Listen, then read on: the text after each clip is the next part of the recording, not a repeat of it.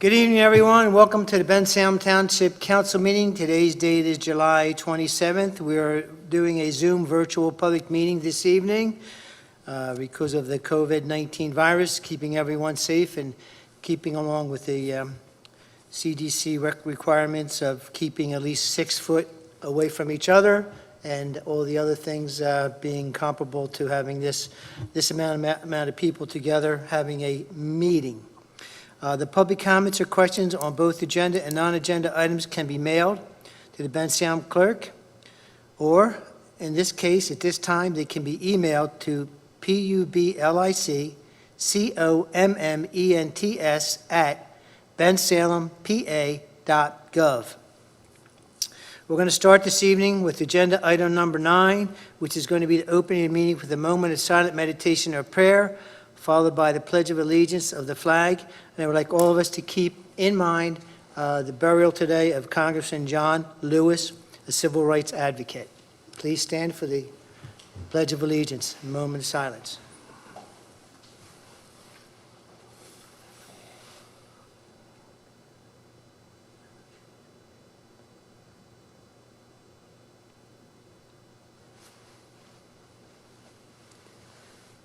I pledge allegiance to the flag of the United States of America and to the republic for which it stands, one nation, under God, indivisible, with liberty and justice for all.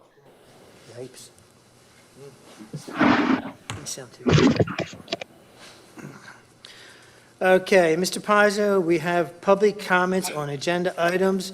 Rather than having you go through rather than discerning the difference between the public comments and other comments, we're going to keep them to the end of the meeting. Is that okay? Sounds like I'm echoing. That's fine. At this point, there is a comment on AV hotels. And a comment on... A pretty bad echo. Yeah, we're trying to resolve it right now.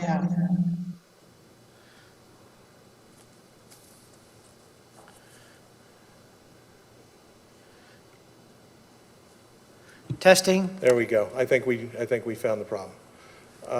So we have one comment on AV hotels and one comment on McDonald's. I believe both of those can wait until we reach those items on the agenda. Okay, that sounds good. And then I'm going to go to agenda item number 3, which is approval of the council meetings. That's for June 22nd, 2020. Gentlemen, did you have an opportunity to review those minutes? Are there any corrections or changes, any deletions? If not, I entertain a motion to accept the minutes as presented. So moved. We have a second. Motion from Councilman Sloan, seconded by Ed Tookmajian. Ed Tookmajian. Okay, thank you. It wouldn't hurt, gentlemen, when you speak, if you just give your name, just so it's apparent as to who's speaking. Okay?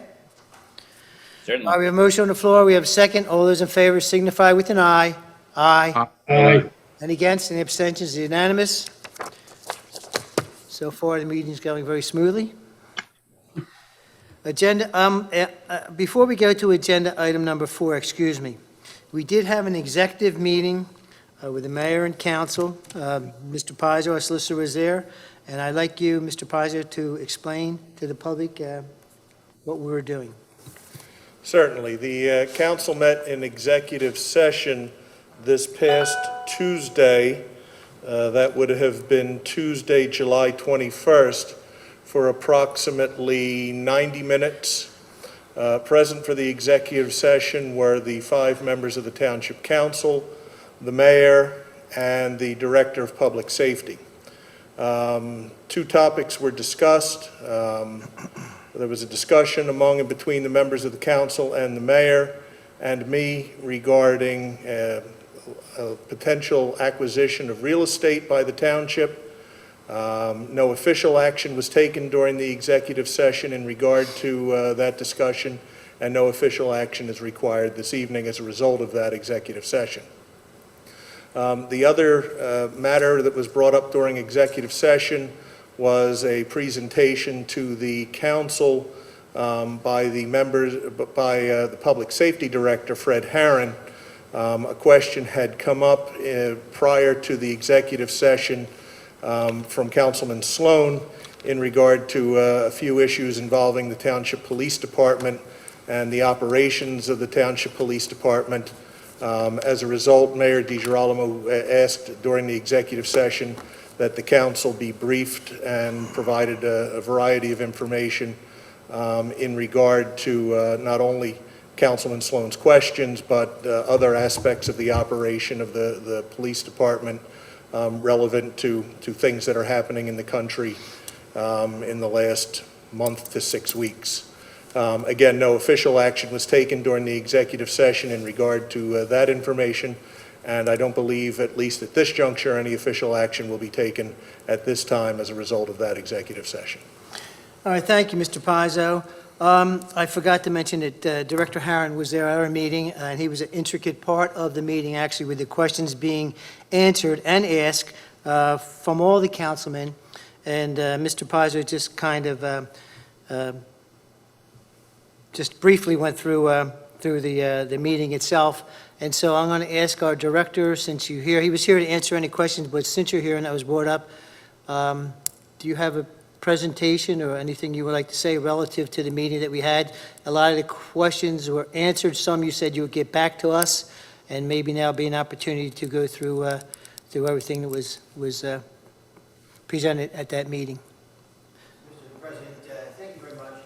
As you had explained, I was asked to appear before executive session to respond to 5 points made by Councilman Sloan, and to give an overview of the police department, some statistics. It's on. Fred, I'm having trouble hearing you. Hold on, they just told me the microphone. Oh, that one. So I'll do that again. Sorry. Yes, Mr. President, I was present last week in an executive board meeting from council. I was asked to respond to 5 points made by Councilman Sloan. I was also asked to give an overview in light of the events that are happened nationally in the last 6 weeks plus regarding the unrest within the country, the issues regarding law enforcement throughout the country. I was asked to talk about what are we doing in Bensalem, what are we doing in Bensalem to make sure that the public has the trust in the police department, that the police department is doing everything possible that we can possibly do to continue to fight crime, to continue to make the residents of this town safe, to continue our community outreach, our community policing initiatives that we've been doing since the 90s. And we want to make sure that every resident feels safe, is safe, and is comfortable to report matters to police if they have problems with police or problems within the community itself. So I gave an overview, which I'm going to repeat tonight so that all can hear, for the sake of transparency, so that all the community members that are watching our meeting this evening can hear that presentation and have a chance to really hear some really nitty-gritty numbers within the police department that they might not always have an opportunity to hear. Obviously, like always, anybody can reach out to me. I am accessible all the time, on weekends. Anytime you want to call, email me. I'll be more than happy, as I did this weekend on numerous times with community members, to discuss particular problems. So with that said, let me talk about what we discussed. To give you a little history, in 1992, during the Bill Clinton administration, if you remember, President Clinton vowed to put 100,000 more police officers on the street in the United States. Bensalem Township became the second police department in the Commonwealth to take part in President Clinton's community-oriented policing program. There was another township in Montgomery County that was first, and we became the second one in the Commonwealth of Pennsylvania. Since that time, we've been able to obtain state accreditation. State accreditation is kind of the gold standard of policing. It is a checks and balances of of policies and procedures holding police to a very high standard. Out of the 1,200 police departments in the Commonwealth of Pennsylvania, we are of 120 that are accredited in Pennsylvania. But that wasn't enough for us in Bensalem. We continued to push on. Bensalem, some years ago, became nationally accredited, or known as CALEA, the Commission on Accreditation for Law Enforcement Agencies. We are the only police department in Bucks County that has that platinum standard of policing. We're only 1 out of 14 police departments in the entire Commonwealth of Pennsylvania, and 1 of 1,032 in the nation out of 18,000 law enforcement agencies. That platinum of standard of policing has an incredible amount of checks and balances. All our policies, we have to have policies on everything related to law enforcement. And what I'm surprised to find out sometimes, talking to colleagues across the country, there are some police departments that don't have many policies and procedures in place. But in Bensalem Township, you can assure that we have a policy for just about everything. So it doesn't just stop there. Our training, thanks to council and mayor, is second to none. We're afforded a very nice training budget, which allows us to make sure that our officers have the latest and greatest training. Training to avoid lawsuits, training to make sure we give the best service to the public, training to make sure that our officers are safe and our community members are safe. The Training Commission in Pennsylvania is known as MOPEC, Municipal Police Officers Education and Training Commission, or also known as Act 120. Act 120 only requires 12 hours of in-service training every year, plus firearms qualifications every year, and defensive tactics training every year. Bensalem Police requires MOPEC certification, along with our officers on average get a minimum of additional 80 hours of training, depending on what their interests are and their area of expertise in policing. Firearms qualification and use of force is done twice a year, and defensive tactics is done once a year. Our firearms qualification and use of force is double the state requirement. In 2019, officers attended over 125 trainings, making up an additional 8,400 hours of training. This included what you're watching on television now, use of force, de-escalation, which we've been doing for years, not just when it became a buzzword, bias-based policing training, reality-based training, crisis intervention training, which deals with people that are suffering from mental illness. Over half our officers are trained in that. Valor training, education and preparedness training, as well as a host of many, many more trainings that make up that 8,400 hours of training. With that said, use of force has become a buzz phrase, an issue throughout the United States, but in Bensalem, this is not new to us. The use of force training and our statistics for use of force have been superb for years and years and years because of the organization that we have. We have continuous use of force training, not just the twice a year, but continually we train on use of force because it is such a very serious and important matter in law enforcement. But that's easy for me to say. Let me give you some statistics to back up our use of force training and what that actually means to the general public. In the last 2.5 years, force was used during arrests less than 0.004%. Less than 0.004%.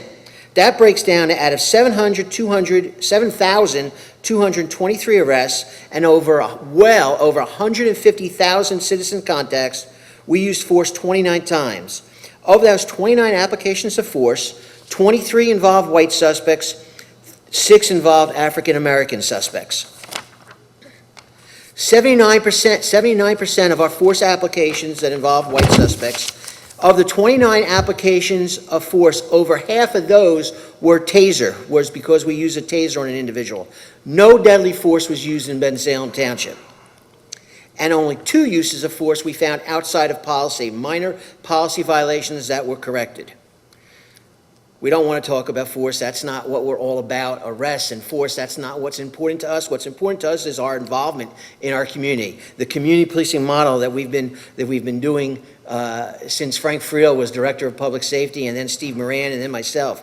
We have continued to make that a way of life here. It's not a program for a year. It's a institutional mindset here in Bensalem Township. We have the only police athletic league, PAL, in Bucks County. Over 1,200 children with no tax dollars used. It's all used from community donations. 33% of our police department volunteers for the PAL program. Doesn't stop there. The police department officers are involved in many activities and organizations. For instance, I happen to be co-chair of Building a Better Bensalem Together. I co-chair that with Bill Bennett, vice president of the NAACP in Bucks County.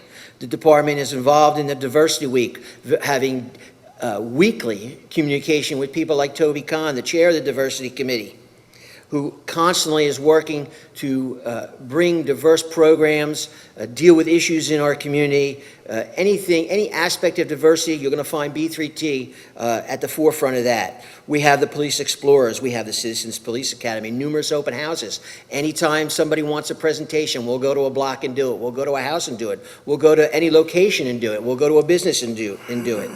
Numerous school interactions, 2 school resource officers, 1 in our high school and 2 sharing our middle schools.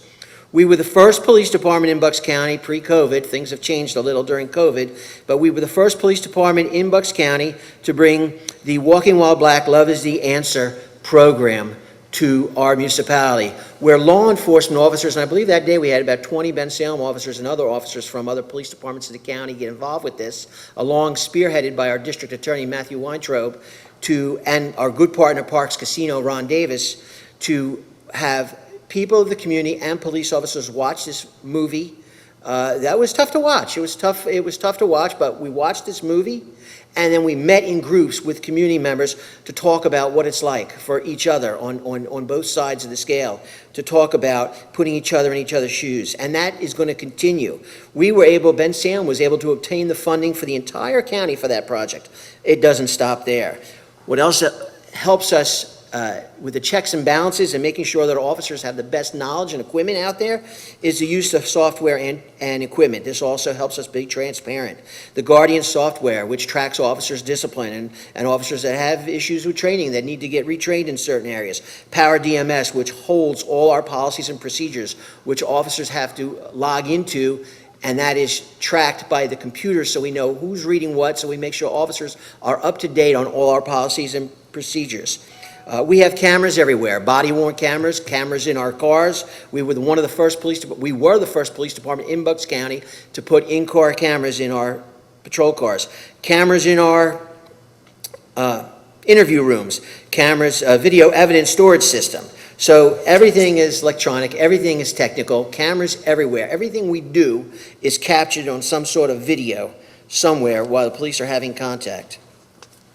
Our recruitment efforts, we have a strong commitment to recruitment.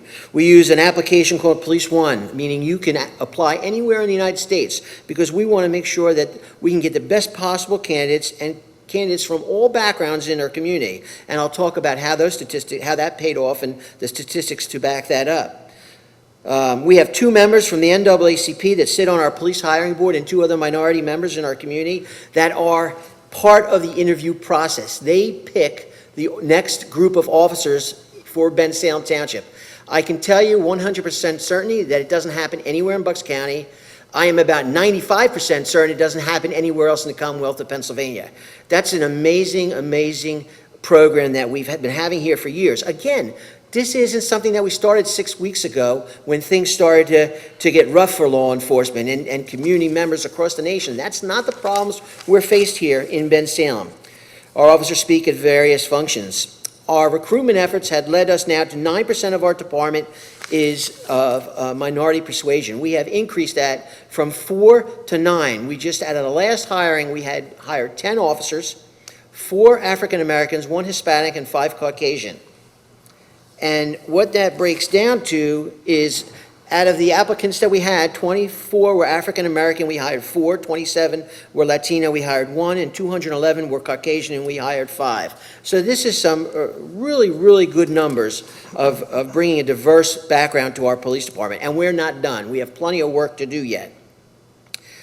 We have a very robust use of force policy, which includes lethal and less lethal use of force options, the force continuum, restrictions on the use of firearms, as well as qualifications, and a very, very robust reporting and review process. We have a well-established use of force continuum, and the use of deadly force is always, always a last resort. Let me go on and talk about because I hear a lot of people talk about, a lot of bad information out there talking about our arrest statistics made up of the different backgrounds in Bensalem.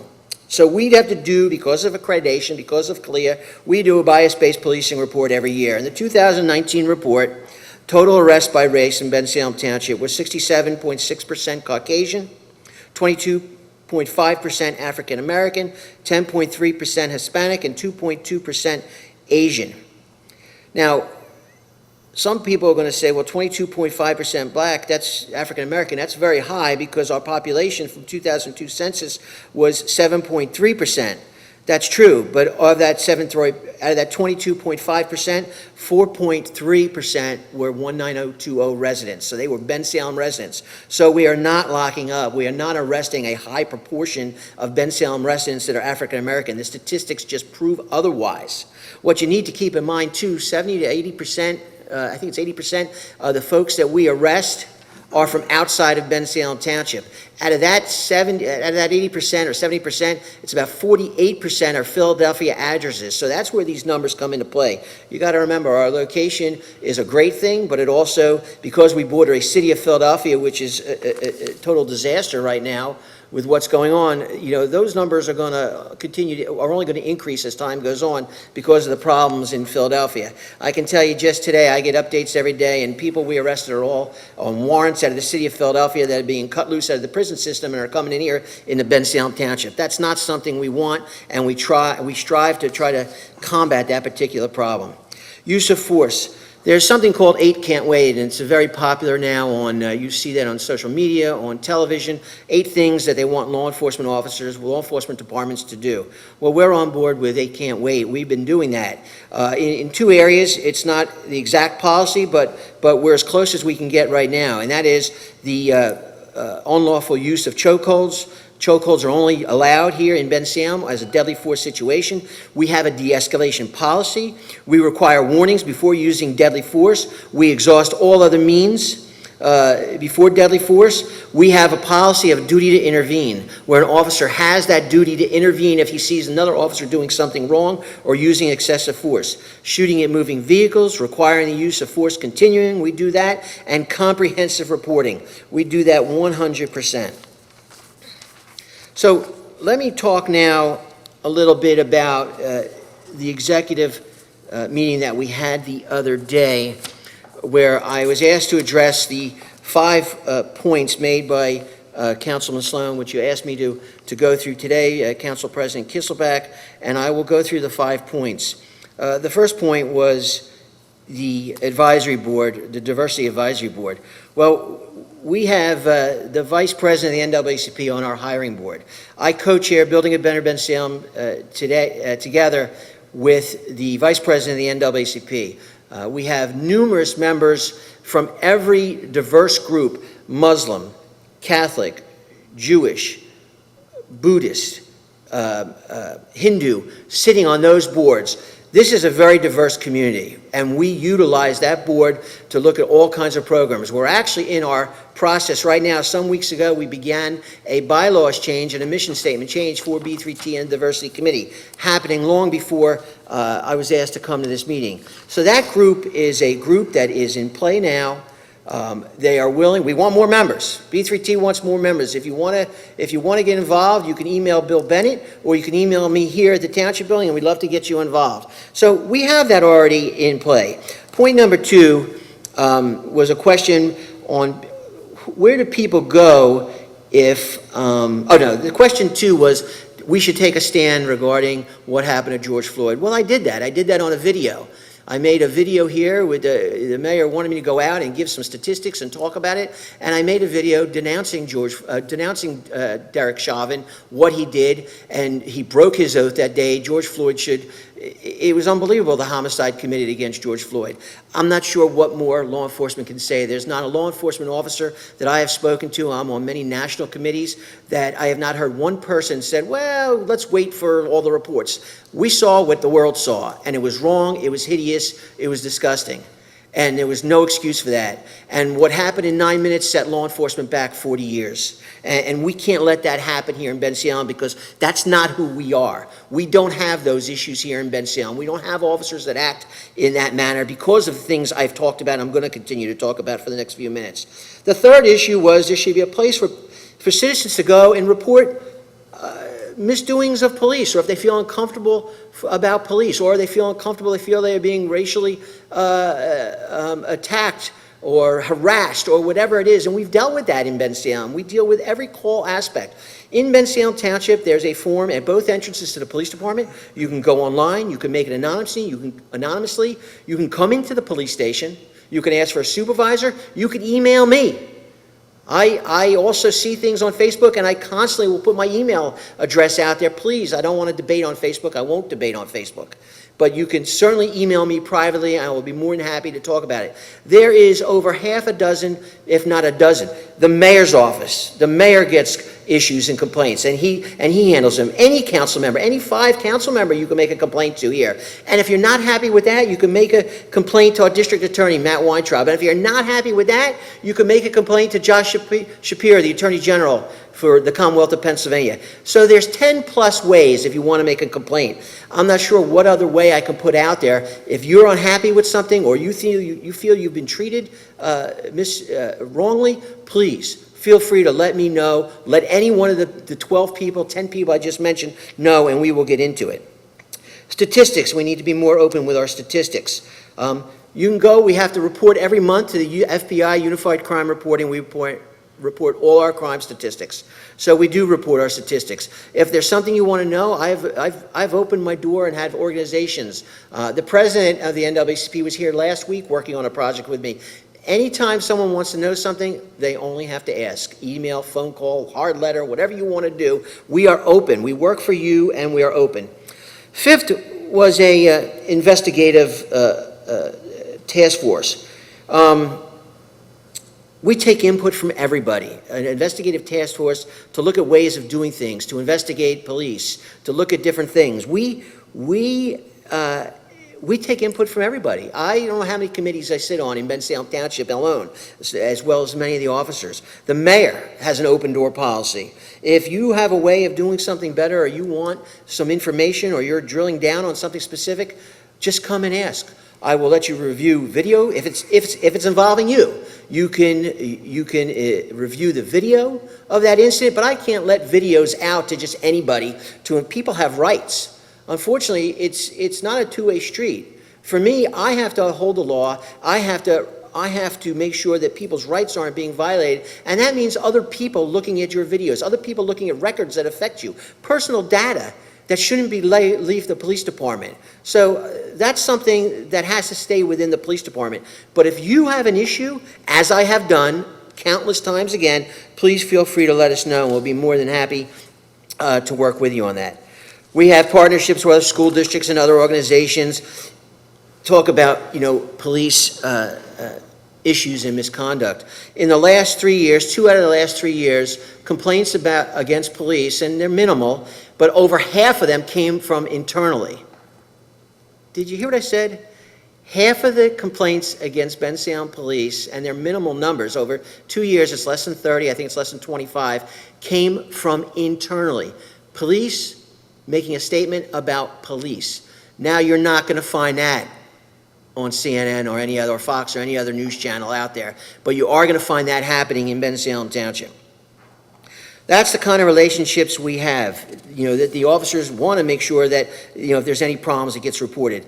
The NAACP has me on speed dial. If there's a problem, I get a call. It's on a weekend, it's at night. I have a great, great relationship with the president, and certainly you've heard me mention his name a few times, the vice president, Bill Bennett. A couple of weeks ago, there was some graffiti or some stickers or something that were derogatory towards African Americans. Karen Downer, for the president of the NAACP, reached out to me. I believe it was a Saturday or Sunday or Friday late afternoon. We had it down in 30 minutes. That's not happening in any other township. We had it down in 30 minutes. Again, we're involved in B3T, Kiwanis, Lions, Rotary, both business organizations in town, religious organizations, our school district. We do presentations in any organization that wants it on drugs, diversity, protecting your house of worship, school violence, protecting our schools, just to name a few. And prior to COVID, we started a police chaplain program here in Bensalem. Of course, because of COVID, like everything else, the world came to a standstill, but we are the only police department in Bucks County to have a program like that going on, and we're working with Bishop White to continue our police chaplain program. He's already come out on a couple instances, but this is going to be a great, great initiative here in Bensalem Township. Just 2 weeks ago, again, Karen Downer, the president of the NAACP, was in my office with me and the head of numerous social service agencies in Bucks County for a new program. I don't want to give it away yet. A new project starting here in Bensalem will be the test case, and then take it countywide, like so many other things happen. Start in Bensalem and go countywide. But Karen and many other department heads throughout the county are involved in this great program that you're going to see coming out very soon. This week, Bucks County is launching the countywide BPAIR, the Bucks County the drug awareness program, to reach out to people that need help, that are suffering from opioid addiction and other drugs. Started here in Bensalem 2.5 years ago. This week it goes countywide. So during this executive board meeting, something came up that was very troubling, and you asked me to report on it today, and I have to go back to January 2nd, 2018, so the public gets a feeling of what this particular issue is. On January 2nd, 2018, I believe mayor and some councilmen were sworn in that day. Some were re-sworn in, some were new councilmen that were sworn in that day. And during a statement, Councilman Sloan, during that council meeting, stated that there are residents and community members that do not feel safe in our township. That struck a chord with me, because I was very upset that people didn't feel safe in their township. So let me give you a little history of what happened immediately after that day. On January 3rd, the following day, I asked via email, who are these people, so we can sit down with them and find out what they're not safe about, what are they uncomfortable about. I want to make sure that people are safe. All people are safe in this township. And if you want to bring them in, feel free to bring them in. If you want them to call, email, whatever mode of communication is fine with me. On January 5th, I still had no, from the January 3rd date, 2018, when I asked for that information, on January 5th, 2018, I got no response. On January 8th, I asked again for the information of the community groups that felt, or the people that felt did not feel safe. January 12th, 2018, no response. January 15th, 2018, I was checking to see if my emails were going through. January 15th, later today, he confirmed that my emails were going through, but I got no answer again. Later on January 15th, I said, you stated at a meeting that there were members of the community that questioned whether or not, that questioned that they are safe with this department.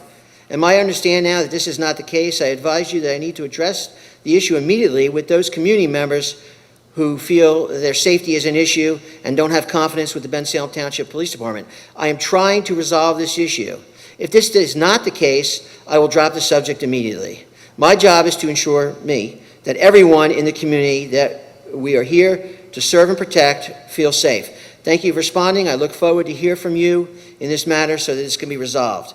January 17th, just another email on another issue. January 17th, later that day, another email on another issue, and that continued to go on. And we had a good conversations back and forth on other issues, noise disputes and, juveniles on the corner and other questions in May and July and August and May of 2020. And it went on, and I'm very responsive immediately for any of the issues. So now we go to July 13th, 2020, the day this email comes out regarding these 5 issues, and is stated here, recently I had received numerous conversations with community members regarding an increase in racial tension in our nation. I was fortunate to take part in the NAACP rally along with Councilman Tokmajian, Councilman Kiselmak, Director Harron, and several other members of the police department. As we march in solidarity with our community members against hate, I've been hopeful that this will be a start of positive change across our nation, including here in Bensalem. This email then continued to list 5 points which I've talked about. A meeting was held in executive session on July 21st to talk about the concerns. During this meeting, I reiterated, are there people that are fearful in this community? I asked for specific information. I was not given any. I asked for a specific story. I was not given any. He could not share one story with me. I asked if he'd be willing to have people come in with himself to meet with me since that date of the 21st of July, it has been silent. I have not heard anything. This is the same course of action that happened in 2018. And this is just not fair. It's not fair to the Bensalem Township Police Department that letters are published, that cries for investigative boards are warranted, but when a hand grenade is thrown, people seem to run away. I've implored, I've begged, I've emailed, I've asked. Who are these people? It makes me saddened that there are people in our community, if this is true, that feel unsafe. So far, for 2.5 years, no one has been brought to my attention. Today's environment, folks, we have to be so careful. Today's environment, we have to be so careful. We border the city of Philadelphia. You need not only put on a few minutes of television to see how close we are to the evil and the unrest and the dangers that are from where I am sitting now, a mile away. The cost to Bensalem Township taxpayers for the civil unrest in the last couple of weeks were in excess of $170,000, people. The cost to the Bensalem taxpayers in the last few weeks was in excess of $170,000. Because of the District Attorney Larry Krasner, which I have said publicly, I have had to limit Bensalem Township police officers from going into the city of Philadelphia to do investigations. Well, why are we going into the city of Philadelphia, you might ask? Well, you heard my stats about 15 minutes ago that a lot of our people, over 48% of them, have Philadelphia addresses. In order to investigate crimes, we have to go into the city of Philadelphia. That worries me on the reckless behavior going on in that city. June 12th, we were very lucky to have the high school graduation live at Parks Casino, partnering with Parks Casino. They're an amazing community partner, but that came at a cost. And the police department, working with the mayor's office, State Representative K.C. Tomlinson, Senator Tomlinson, and Parks Casino worked to get that done, getting permission from the state and the gaming board, making sure that our parents could have an in-person graduation. We were the only school district in Bucks County that had an in-person graduation at graduation time. That came at a cost, and that came at expense. And at the same time, right in front of Applebee's, there were people protesting. And I'm not even going to begin to tell you on this channel the things they were yelling at our police officers. Our police officers. You thought you were in Seattle, New York City, or Philadelphia, what these people were saying, despicable, vile things. And I offered to meet with them on 3 occasions to sit down and hear their concerns. And they haven't reached out once.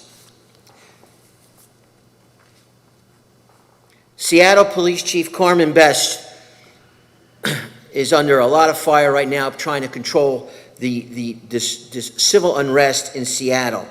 Chief Best is saying a lot of this is due, and if you saw the news tonight, she was just on again tonight, because of City Council's actions. I've been very lucky.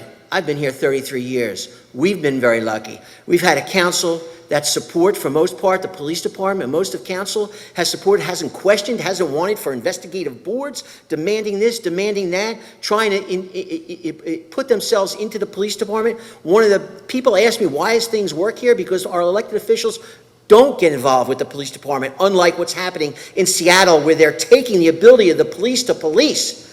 Carmen Best had made a statement, you're on your own, folks. We are right on Hell's Gate here. The opioid capital of the nation is a mile away. Bensalem Township has so much greatness going.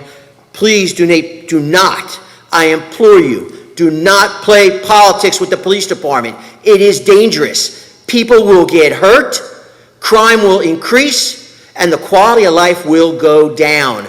I can guarantee that. Do not play politics with the police department. Our crime statistics over the last years have been phenomenal.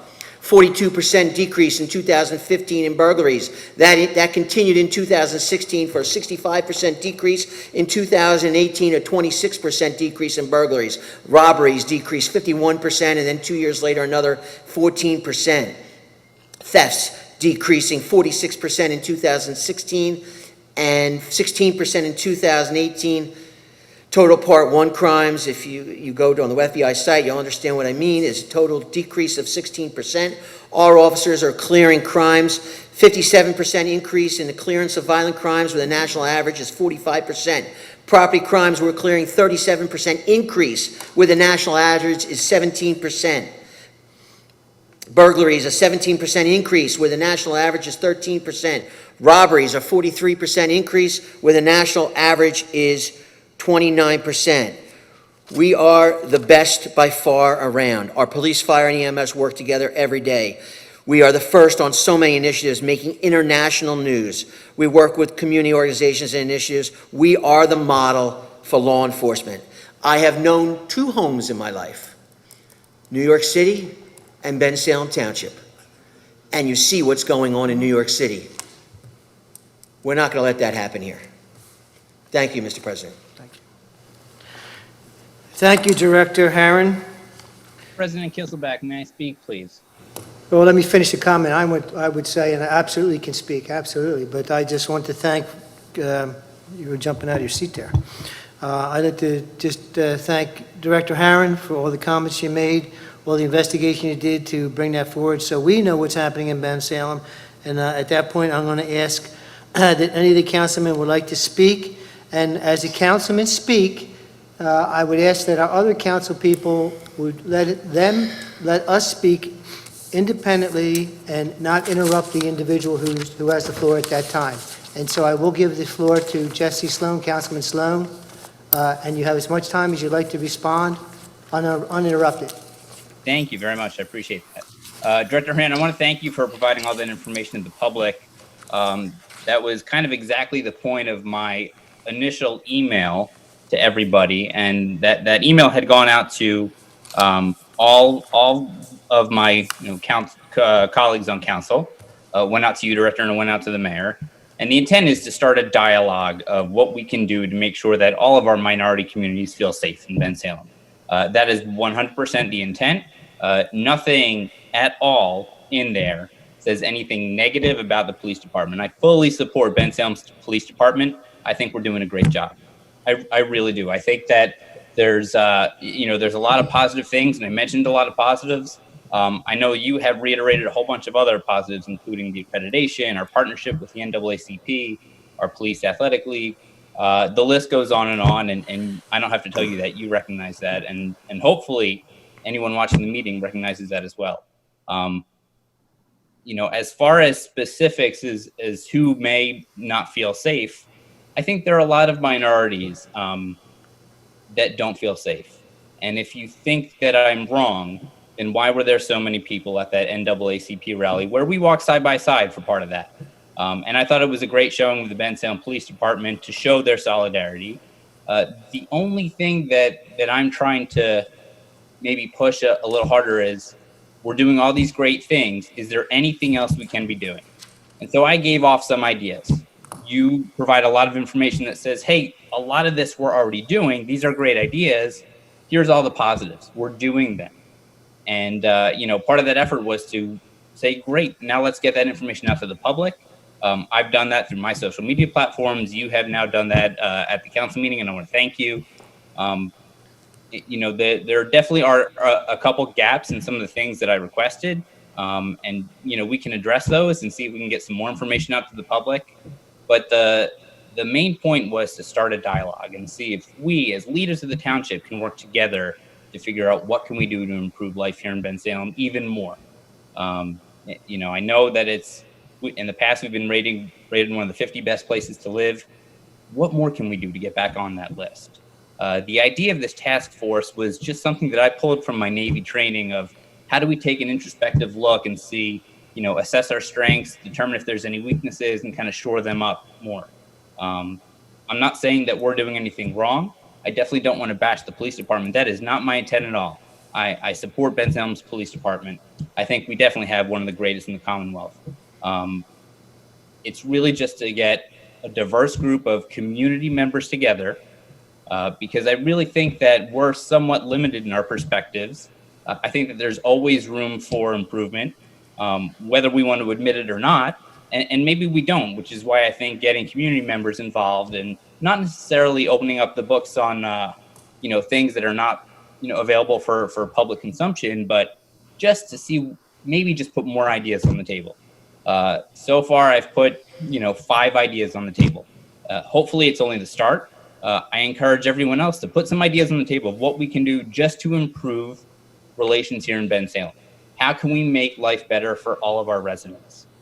So I'm inviting everybody that's taking part in this meeting, everybody watching at home. Let the director know, let the mayor know, let all of us know what are some ideas of how we can make life better in Bensalem for everybody. I'm definitely not trying to be confrontational with anybody. I'm definitely not trying to throw the police department under the bus for politics. That is not the intent. We as public officials have a duty to do the best for the residents of this township, and that's what I'm trying to do. Thank you. Okay, thank you, Councilman Sloan. Any other councilman like to make a statement? Okay. Mr. Sloan, I'd like to ask you a question. Since you're putting all these things out and talking about what we can do to make it better, I have one concern, and hearing directly from you will make me feel a lot better. Sure. Are you looking to defund or looking at any avenue of defunding the police department in Bensalem? I think a lot of people don't quite understand what the concept of defund the police means. I think it is more about how can we make sure that the concept of policing, as Director Horan stated, this idea of community policing, making that the norm of building those relationships with the police department and the community.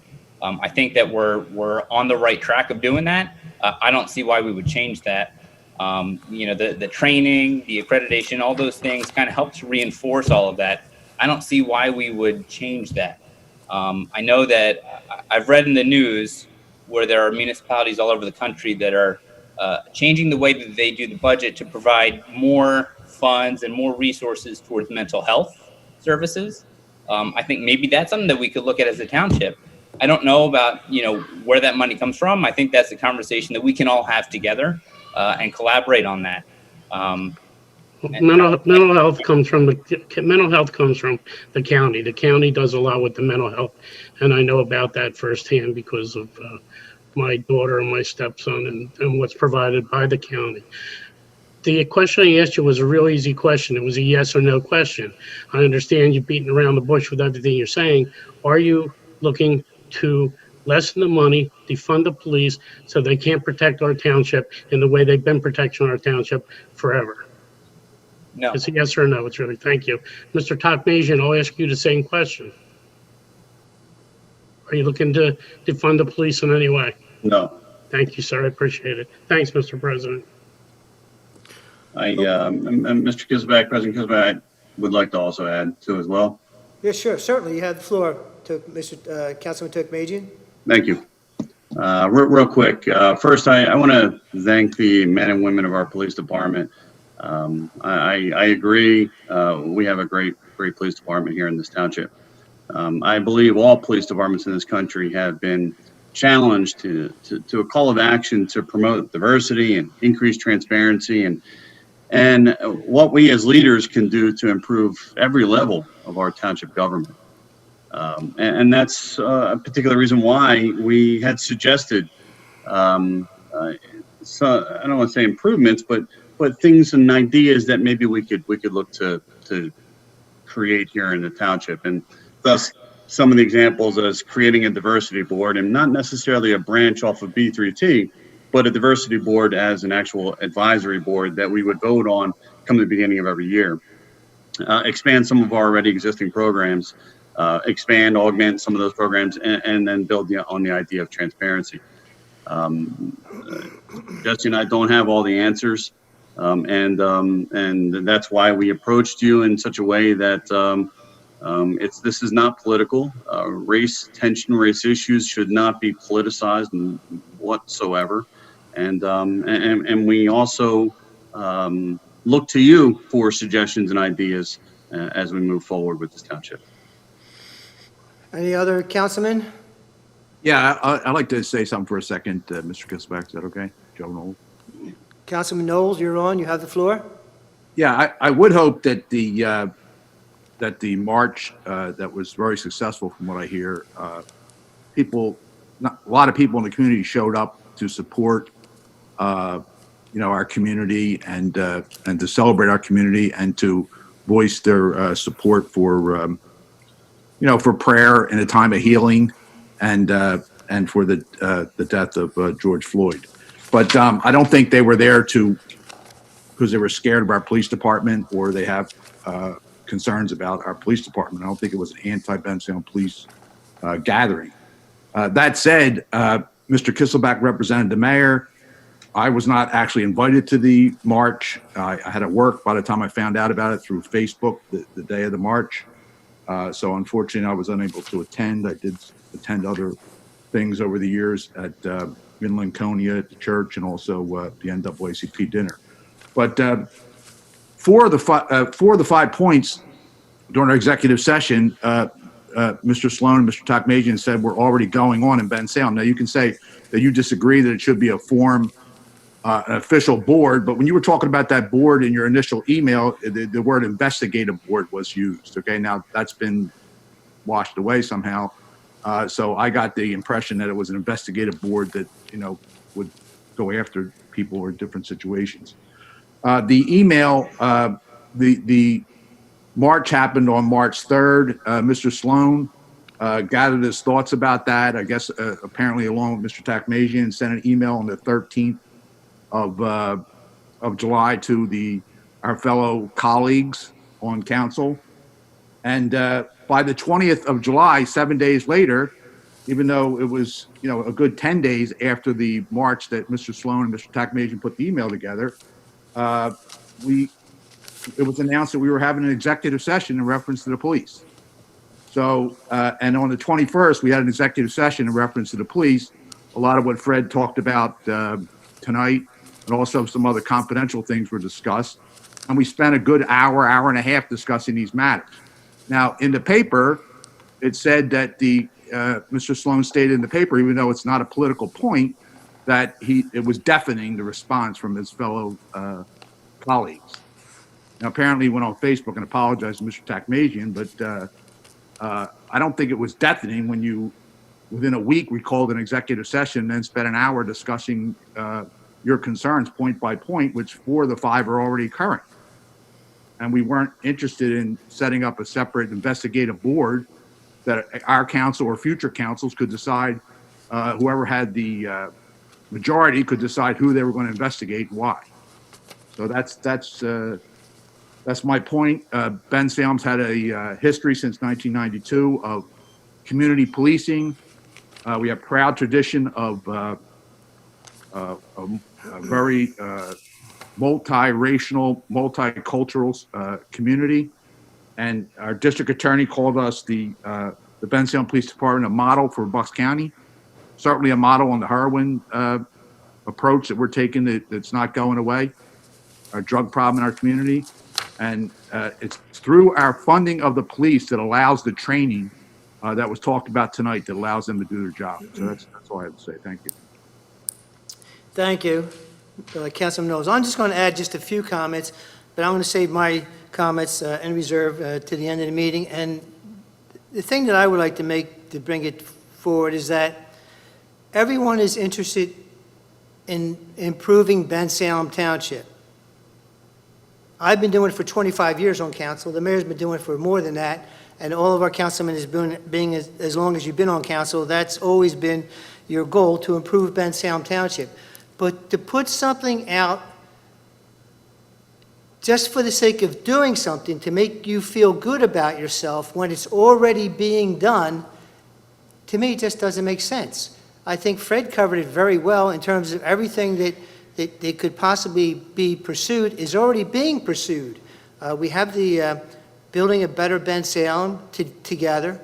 It used to be called Building a Better Bensalem Today when it first started, and that's been around for 25 years also, and that's been improving, and as he said, anyone can become a member of that organization, and I think the fact that it's not associated with the township is actually more beneficial because it can be independent of anything that we're thinking and any thought that we would have, and they can express to us anything that they believe should be done to increase the efficiency of our police department as well as our Bensalem mayor and township council working together. So all I'm saying is that this is something that I would call virtual signaling, where you're doing something to make you feel good, but it's not really accomplishing anything.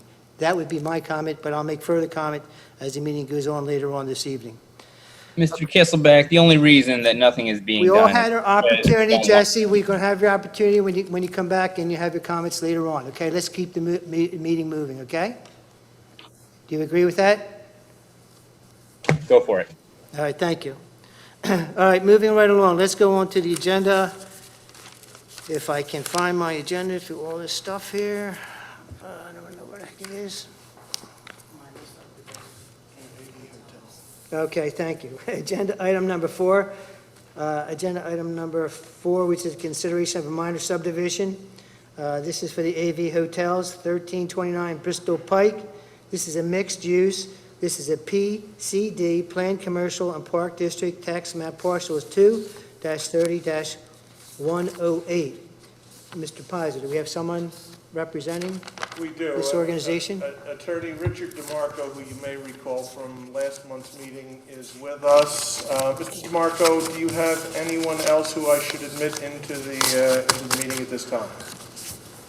I think my client was trying to follow, but I'm not sure that he's not mandatory at all. Well, there are a few people in the waiting room. A few of them I know are for the hearing on McDonald's, but I don't know at this point if you have anyone or not.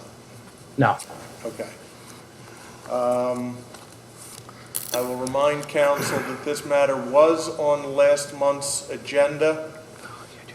It was tabled at that time to a date certain, which was at that point in time, I believe, the meeting scheduled to take place on July 14. All business that was scheduled to take place on July 14 was tabled forward to, or maybe perhaps it was July 13. July 13, I'm sorry. Anything that was on the agenda for July 13 was tabled forward to this evening. So the legal notices are in compliance. Further, Mr. DeMarco, in advance of this evening's meeting, provided my office with copies of the notice that was mailed to the adjacent property owners. That, I believe, now has been accomplished twice, Mr. DeMarco, once in advance of the June meeting and again in advance of this evening's meeting. Yes. So with that, council will recall by way of background that this is a minor subdivision for the property that is the Roy Rogers Restaurant on Bristol Pike. Evan? Bob Evans, I'm sorry, Bob Evans. Okay. Roy Rogers is one of my personal favorites, I'm sorry. The Bob Evans Restaurant that is located on Bristol Pike in the same location as, I believe, the Holiday Inn, the Dunkin' Donuts, and the Verizon, among others. And with that, I'll hand the ball over to Mr. DeMarco to move forward. Thank you, everybody. Thank you for listening us tonight. Yes, we have noticed the neighbors. Actually, this would be the third time because we did it for the zoning board hearing as well. We've never had anyone attend in either for or against. The neighbors are basically, there's only 2 or 3 residential neighbors, and the others are businesses. So what we've done since the last meeting is you were concerned about the easement for utilities and drainage, ingress and egress. We did try as far as we could under these unusual circumstances to get a copy of that. My client looked in his offices, could not find it.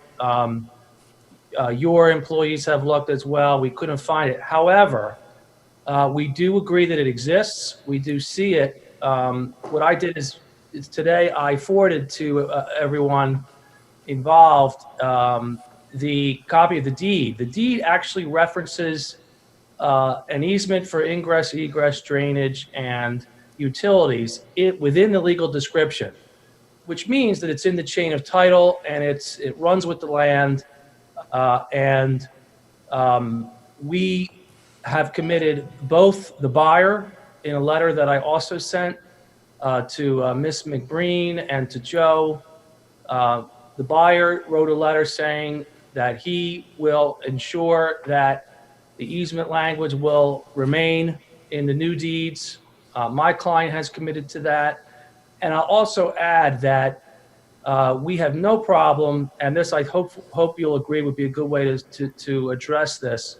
We have no problem with your decision being contingent on us attaching the easement agreement to the new deeds or referencing it more specifically, whichever condition you need, we'll do it because hopefully things will loosen up with county offices and messenger services, et cetera. And I would imagine under normal circumstance, we probably would have been able to get a copy of this thing, but we weren't able to get the actual copy before today. But go ahead and put that condition in. We'll get a copy and we can either attach it to the new deeds or whatever condition you need. Everybody's on board with making sure that any and all existing easement and drainage rights remain. And by the way, if you're curious, the language in the deed actually mentions the office, the business park. So I agree completely that this easement exists, but I don't have the written copy. But whatever condition you need, we're fine. We'll get it, and when we record the new deeds, we'll either attach it or specifically reference it. Would you also agree if there was an agreement to put in there any utility maintenance agreements that are existing at this time and were agreed to prior to your subdivision? Absolutely. Yes, yes. Okay, and you already mentioned about the drainage agreement, you would agree to that? Yes. Okay, Definitely. gentlemen, you have any questions on that? Yeah, I have a quick question. Is there currently an existing association amongst the properties within the development? You know, I asked my client about that. It says the easement language that's in the deed, the legal description, mentions Ben Associates Office Park, a business park, excuse me. So I think you're right that it is among that group. But again, I could not get my hands on the actual document. But yes, I would agree that it is. Okay, but subdividing the restaurant off, I'll just say restaurant, I'll be careful. Okay, the restaurant off separate, okay, would not relieve the owner of the restaurant, whether it be this person or the next person, of any obligations to the whole business development. Is that what you're saying? Not only is that what I'm saying, I'm also saying that the buyer of that piece has committed to maintaining all of those rights and responsibilities. And he pretty much would have to, but so he would anyway. I would say he's not relieving himself of any. He's not separating it. He's separate. If he says, "Hey, we have a drainage problem," everybody has to chip in for on the other side of the development. He's not going to say, "Well, that's not me. I'm separate. I'm the restaurant." correct. Right. Correct. I would say that as even without these protections, he would be bound by that anyway. But I agree. Let's do it right. Let's make sure he's bound. Do Section D first. He actually sent a letter. His attorney sent a letter. I attached it and sent it in today. His attorney has committed his client to maintaining all of those existing responsibilities and rights. I thank you. That was my only concerns. Sure. Gentlemen, you have any other questions regarding the agreements and such? If not, at this time, I'd like to go through, we have a T&M letter, which is dated November 19th, 2019. Do you have that in front of you, Mr. DeMarco? Where'd you go? I don't. Okay, well, it's easy enough. I'll read it to you, and you can Okay. either agree with this and or not. And it is Section D, Chapter 201, Subdivision and Land Development. Number one, the required name and owners of the adjacent tax parcels with a tax parcel number, use, and zoning classification have not been provided. Do you agree to provide those? Yes. All right. The zoning district must be placed on the plans. Of course. The required street rights of way and cartway widths have not been provided. Yeah, of course. I mean, we would include, I Will thought we comply. did. No problem. And then No you have problem. all zoning requirements shall be listed, and a Absolutely. tabulation provided demonstrating that the subdivision is in conformance or list the required variance from the zoning hearing board. Yes, that's fine. You can comply. and certification of ownership, acknowledgement of the plan, notarization of the same, approval block for Bensalem Township Council, review block for the township engineer, the block for the Bucks County Planning Commission review stamp, and the block for the Bucks County Record of Deeds shall be placed on the plan. Yes. And you will comply with that. Also, you have your zoning. Were there any zoning issues regarding this? Did you have to receive any variances? We got those variances. So you have 2 variances. The creation of parcel A eliminates the main access to Bristol Pike for parcel B. And also 2, there are numerous existing nonconformities as to the lot. You addressed both of those, is that correct? Yes, we had a zoning board hearing and it had approval there. All right, gentlemen, are any other questions regarding this land subdivision minor development, subdivision minor? Not Yeah, hearing any? I I'm sorry. just have, Mr. Kisbeck, I just have All one. right, Mr. Tokmajian, go ahead. Yeah, the zoning variance, was that a side yard setback, I believe? It was definitely 2 setbacks. One was a side yard, yes, yes. Just out of curiosity, where was that exactly? Do you have a copy of the plan that you can show? Is it- I don't have it handy. It's in my file, actually. I can get it, but it was definitely a side setback, and it was 2 different setbacks. They are the border, one of the borders between obviously one of the borders between the hotel. It's to the rear, I believe, of the restaurant property, where it borders the, Entrance to 95. no, it's actually, the line that we drew was actually appropriately picked by the topography of the land. So while we got variances for those setbacks, those 2 issues, it's like a pad site. The Bob Evans restaurant is up a little bit, raised a bit. So it's actually separated by physical barriers. So it was kind of a natural choice on where to put the lines. And That's yes. fine. Yeah, that's fine. I guess so then the setback is within the line itself that you created, not necessarily the boundary of both properties then. I mean, yes, of course. We chose the line, not just because of where we, by accident. It was actually dictated by, it's kind of raised up. When you go out there, you'll see, you walk up, it's actually separate physically from the hotel. But it was 2 setbacks, yes. Thank you. Okay, gentlemen, any other questions? Not hearing any, I think. Mr. sorry. Kisbeck, I just want to note, ahead. so everybody's aware, there had been a question about parking conformance. And on July 23rd, we did receive a letter from Bensalem, Director of Building and Planning, zoning officer, stating that after the subdivision, both parcels do comply with the parking requirements. Thank you. I meant to mention that. Thank you.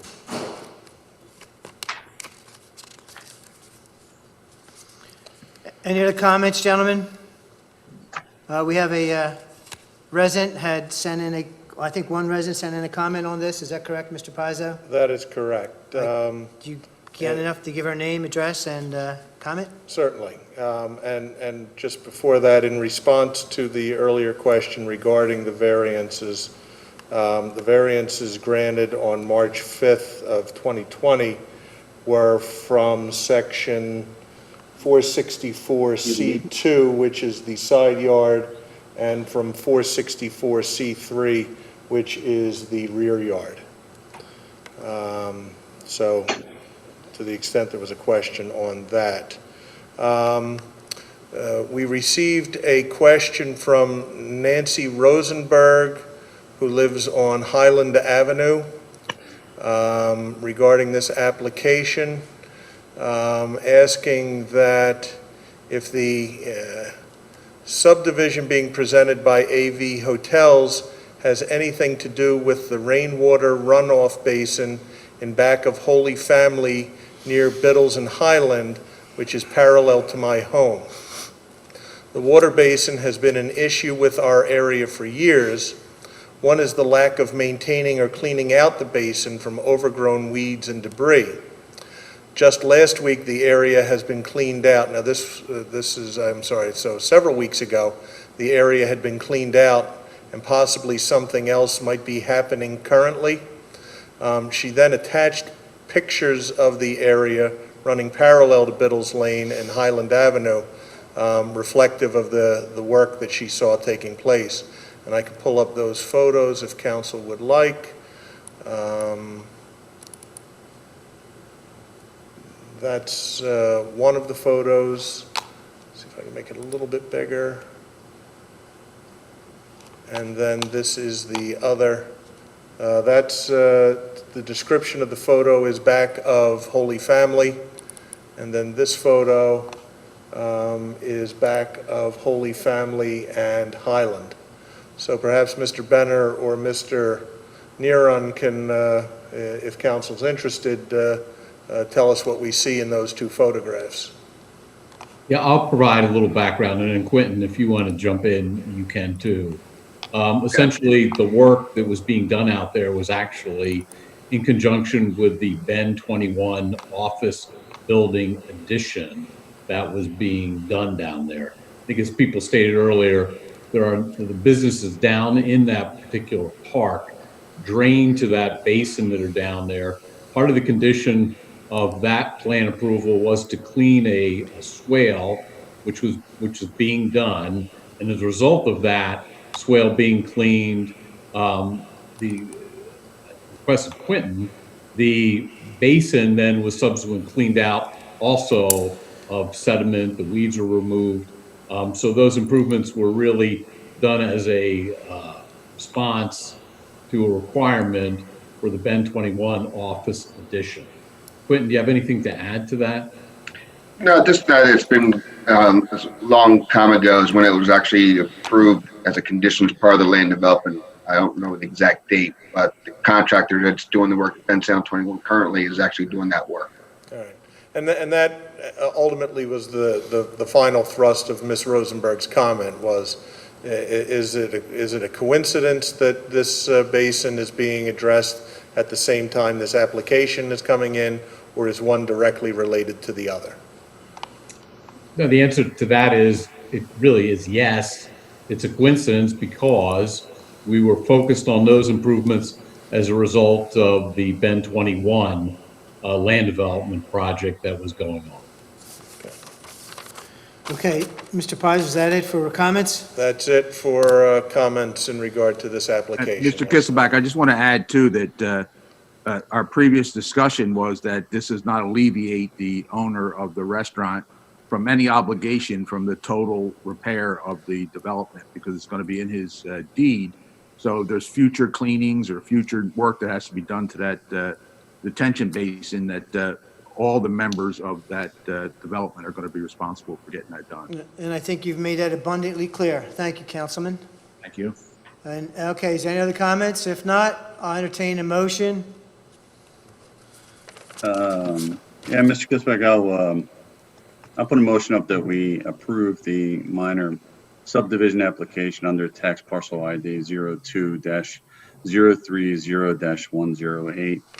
That approval will also include and require items, will comply for items 1 through 5 for the T&M letter that's dated November 19th, 2019. In addition to that, the applicant has also agreed that the egress/drainage or easement agreements, in addition to the utility agreements, be included with the agreement of sale and as well attached to the new deeds to both properties by right. And I believe, and then in addition to accepting the 2 zoning ordinances that have previously been approved. And if I might, if I may, Mr. Kisselback, just to further clarify your motion, Mr. Tokmajian, if I understood you correctly, you're ultimately, in regard to the question of the deeds and the covenants for the property, will want the applicant to provide deeds for both of the newly created parcels to be reviewed by the township engineer and the township solicitor. Those have to be acceptable in form and content to the township, and have to be recorded with the record plan, either before or at the time of recording of the same. And insofar as the language of the deeds or other documents related to this transaction are concerned, again, the applicant will provide to the township whatever documentation the township requires. It may just be the deed, it may be other documents, to make sure that all of the easements, covenants, rights, and the like that currently exist on the property will continue to apply against the newly created lot, and will be enforceable against the new property owner. I believe that's what you intended. Is that correct? I will also include that in my motion, Mr. Pizzo. Thank you. All right, we have a motion on the floor. Do I have a second? I'll second. Who's seconding it? Joe Knowles. Joe Knowles. All right, Joe Knowles, okay. We have first, a second. Any additional discussion? Not hearing any. All those in favor signify with an aye. Aye. Aye. Any against? Any abstentions? That is unanimous. Thank you, gentlemen. Thank you, Mr. DeMarco. Thank you. Thank you, everybody. Good luck. Thank you so much. And Joe Pizzo is a Roy Rogers guy, but I like Bob Evans. Thanks. Sounds good. We have Stay safe. receipts. Thank you. Okay, we'll say goodbye to Mr. DeMarco. That's Arby, that's right. Let's see here. You ready, Joe? We will. Okay, we're moving on to consideration of agenda number 5. This is a preliminary and a final land development for McDonald's USA LLC. This is on 1930 Street Road and 2932 Humboldt Road, quick service restaurant. This is a GC commercial and a BP professional. The tax map parcels are 2-43-16 as well as 243-18-1. And who do we have from McDonald's restaurant? At the moment, we have their counsel, Matthew McHugh, Esquire. I'm going to assume Mr.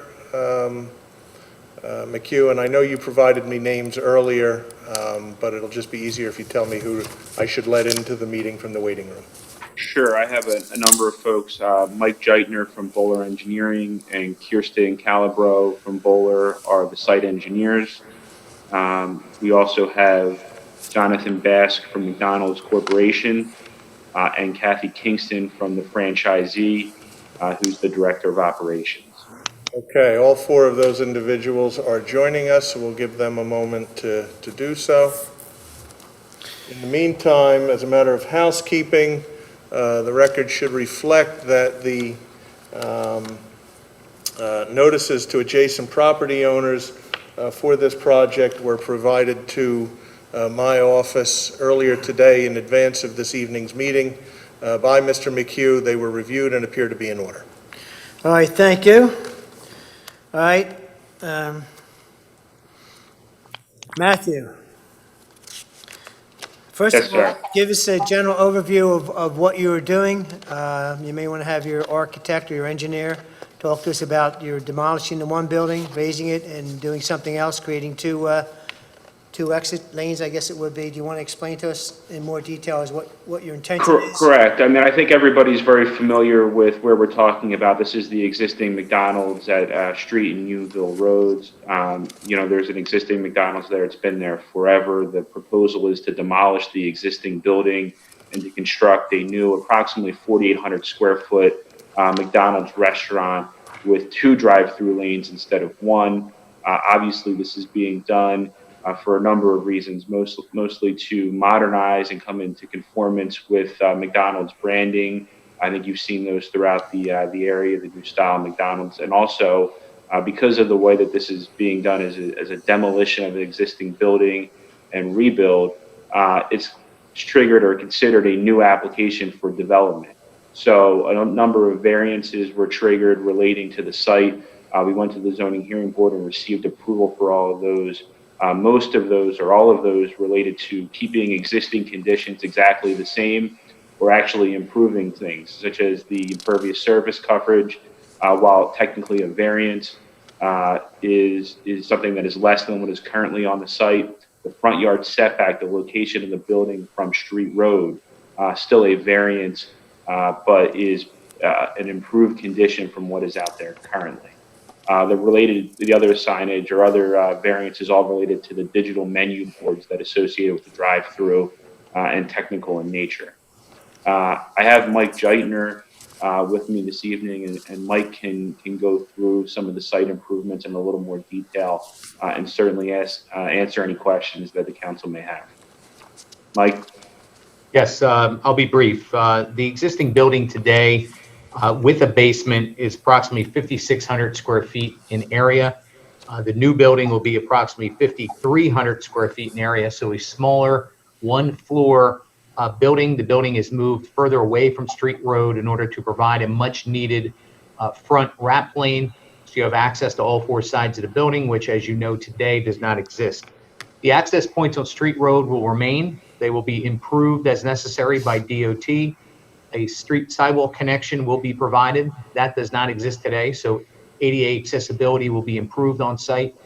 The Humeville Road driveway will remain its current spot, but be modified to meet ADA and also township and DOT requirements, and some slight widening will be occurring on Humeville to meet the municipal ordinance in regards to lane widths.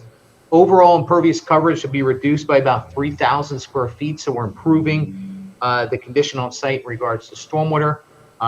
The number of parking spaces being reduced from 79 to 72 to make way for wider access drives and improvement on the site. And then the last thing to note for the board is at the Planning Commission meeting, although our trash enclosure area located at the southwest corner of the site was in compliance with the ordinance, residents along the south property line had concerns with the location. So we have shown a new location more interior to the site to address the public's concerns, and that was met with, I would say, much needed, appreciation by the public that lives along the south property line by making that adjustment. Okay, thank you. All right. And I'll note also, I think we have 3 review letters. We are a will comply on all of those, and that also included the recommendation that we relocate the trash enclosure, which is shown on the plan that Mr. Geithner mentioned. Those are the June 10th TNM letter, the June 2nd TPD letter, and the June 8th fire marshal letter. We also have, I think, 7 waivers that are requested. Those are outlined in the TNM letter. I don't know if you want Mr. Geithner to go through those. Those were all met with favorable recommendations from the Planning Commission. I don't think we've had any objection from the Township Engineer's Office on those either. All right, Matt, so you received, I'm sorry, you received all the variances from the zoning, correct? Correct. All right, and then when it comes to subdivision, in the beginning, I think there are applicants requesting following waivers. You have 7 waivers you requested. Correct. So you're not conforming to all of them, you're asking for these to be waivers, is that right? Right, and I'm saying we can have Mr. Geithner go through those individually if you like him to explain those to the council. We reviewed those in front of the Planning Commission. Those were recommended. I don't know that that Mr. Benner's office has noted any objection to them. We'll certainly let him speak for himself, but we can go through those individually if you would like. Yeah, 1 through 7, as far as the land development. I think you Sure. should go through them, please. Sure. Mike, do you want to go through the waivers? Yes, and just for the correction for the council, we are down to 6 waivers.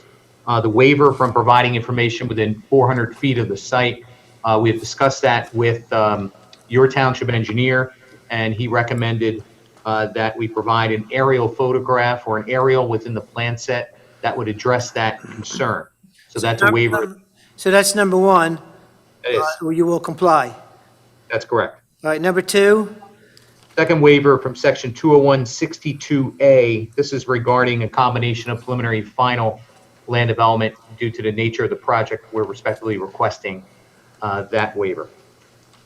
so you want a final and a Yes, sir. preliminary, okay?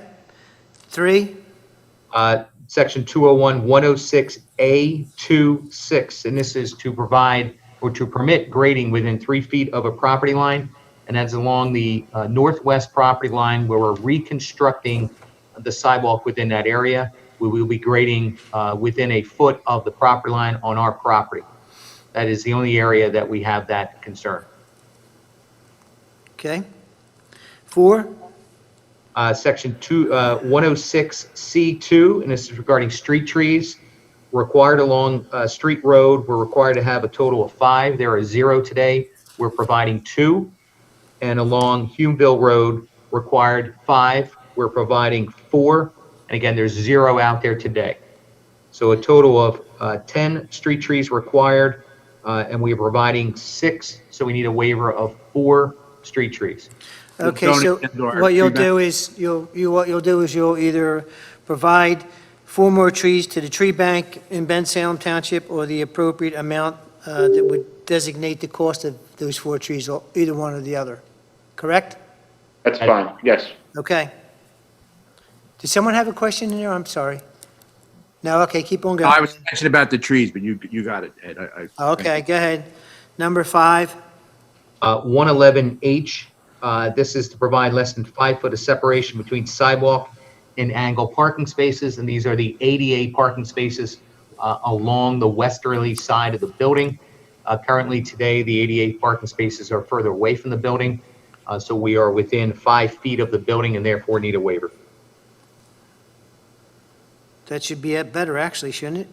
Yes, sir. Okay. And then number 6, This is very similar to the previous waiver, section 112D. This is to provide less than a 10-foot landscape strip between the edge of parking and the outside wall of the building. And for the obvious reason, we have a sidewalk against the building and we have ADA parking. So in that location, we do not have a landscape strip of 10 feet in width. okay, and number 7, Number 7 is existing nonconformity. This is to provide parking setback of 2 feet along the northwesterly property line. This is where we're reconstructing the sidewalk in its existing location. But as we are removing that, or excuse me, the curb line, not the sidewalk. As we're removing that curb line in that location, we're putting it back in the exact same spot, therefore requiring a formal waiver from 2 feet in lieu of the required 15 feet. okay. Gentlemen, you have any comments on these requested waivers? And all the rest? Or will be comply, and that's, if we go to, is that 20 total? 26? 27. 27 comments on the land development, is that correct? Of which you're asking for? Correct, and I'll note that some of those, as indicated in Mr. Benner's letter, have already been addressed in a revised plan set. The ones that are outstanding comments are noted by variances or Oh, waivers. yeah, no comments. And anything else substantive is a will comply. All right, gentlemen, it's entirely up to you if you want the applicant and for us to go through the rest of these, which they are going to comply. I would be happy to do that. I don't think it's necessary, since we all know where McDonald's is. We know what it looks like. It's going to be fairly close to the structure at this time, other than the improvements that you're doing.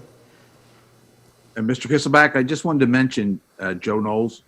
I wanted to mention, one, I appreciate them moving the trash dumpsters away from the back of the property, because the people on the continuation of Virginia Avenue, I think it is over there. I did get some calls about that. I appreciate you taking that away and putting that more towards the center of the development. And then one thing I would mention that Matt said that the other McDonald's has been there forever. I think it was in 1970 or 71 or 72. I'm sorry, Mr. Knowles, to me, that's forever. Well, I want to mention, I'm not taking it personal, but I was actually at the grand opening, and Ronald McDonald came, and I would like to know if Ronald McDonald will come if we allow this reopening.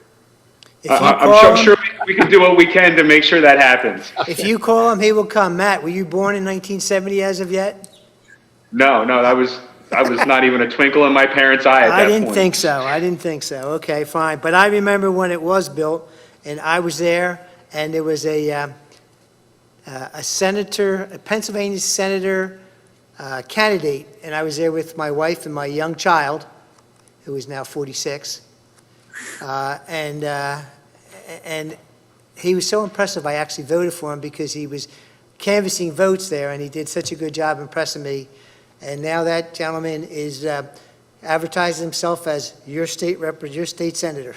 You may know who Yeah. I'm talking about. Yep, wow. Okay, that's just a little sidelight from there. All right, gentlemen, do you have any other comments on this process, on this procedure?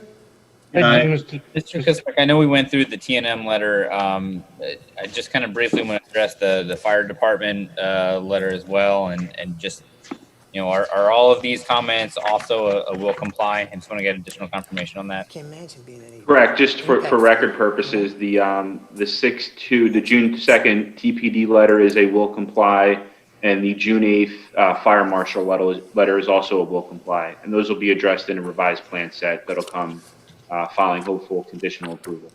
Okay, thank you. And of course, everything you're doing will be subject to PennDOT and their approval for a state road, for street road, Correct, we'll get the applicable HOP permits that are necessary and for the work. Univille Road, of course, too. Right. All right, gentlemen, Mr. Kisselback, it's Joe Polari. I'd like to make a comment. you're on.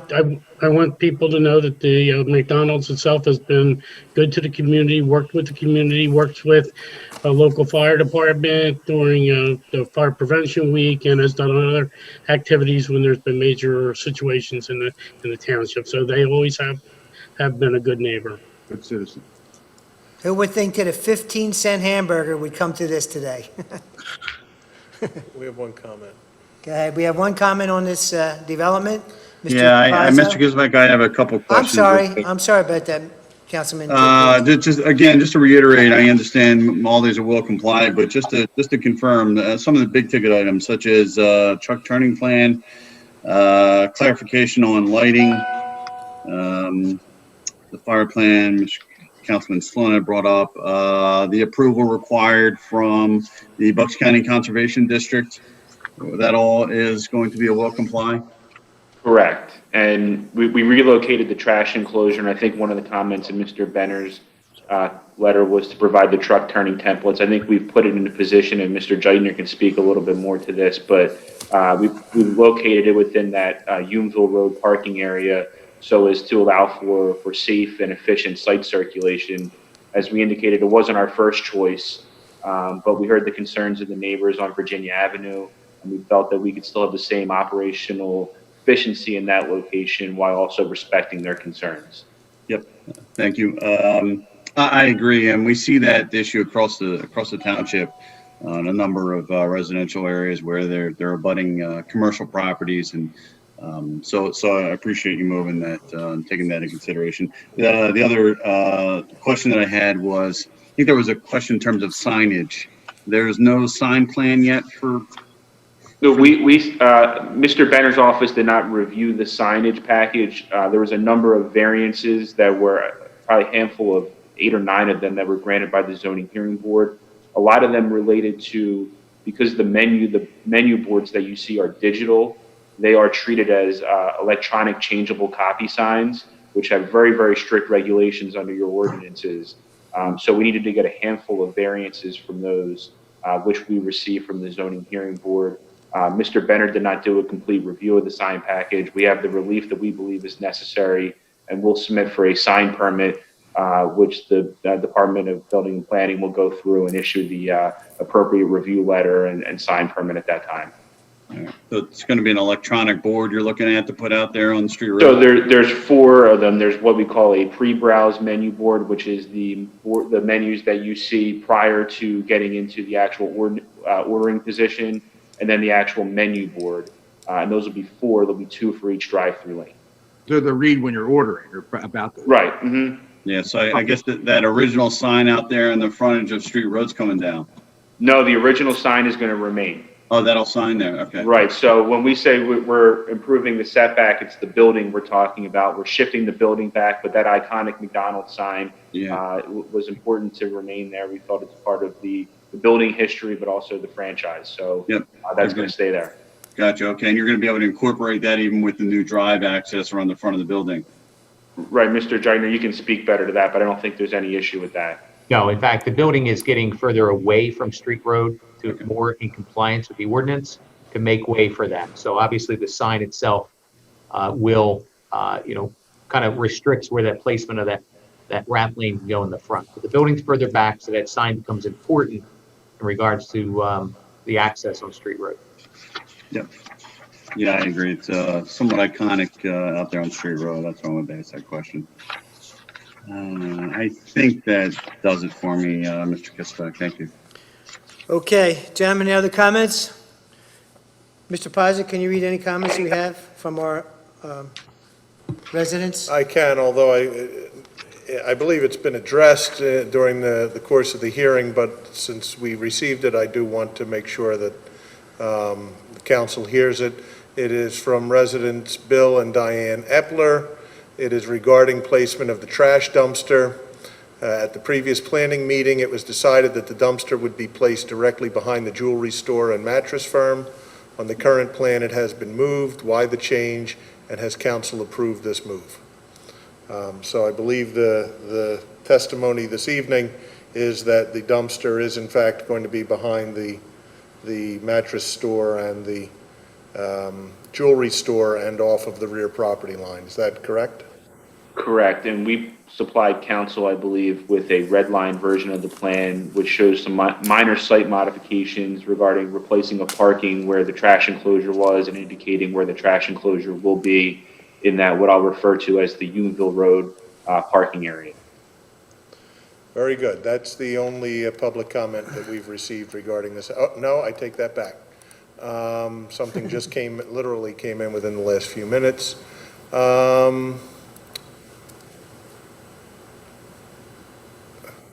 Same thing. Apparently, the version of the plan that is being shown to the public on the TV feed is the plan that still has the trash dumpster in the original location. This question is from Kathy Walgate on Virginia Avenue, saying the map being shown is not the map that Floyd Beam was given. Where is the trash container final location? I don't know. Mr. McHugh, obviously everybody's being told where it is, but we don't have that updated version to show. Do you happen to have, or does anybody in your team happen to have that it can be, that it can just be shown to the public to allay any fears? Sure, do you want me to, I can email it to you, Mr. Pizzo. I don't know if there's a screen sharing, or I can press share my screen. Yes. If you want to email it to the public comment address, public comments. Can you put the screen up so we can see it too, prior to that? So he Public can comments. We got it today. It's behind the back right-hand portion of the. At bensalempa.gov.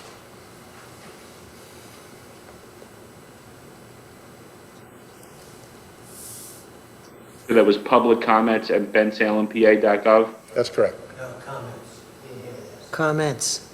Comments, correct.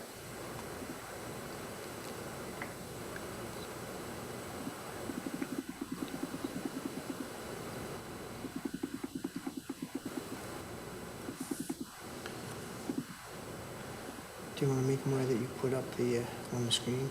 So it's something residents have. We're looking at that.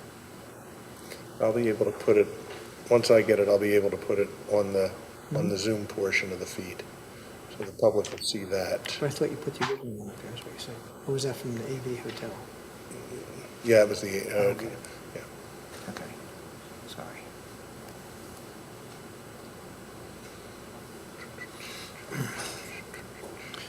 While we're waiting for that, can anybody sing? There we go. I know an old McDonald's jingle, but I don't know anybody wants to sing it. You know the Big Mac song. Okay.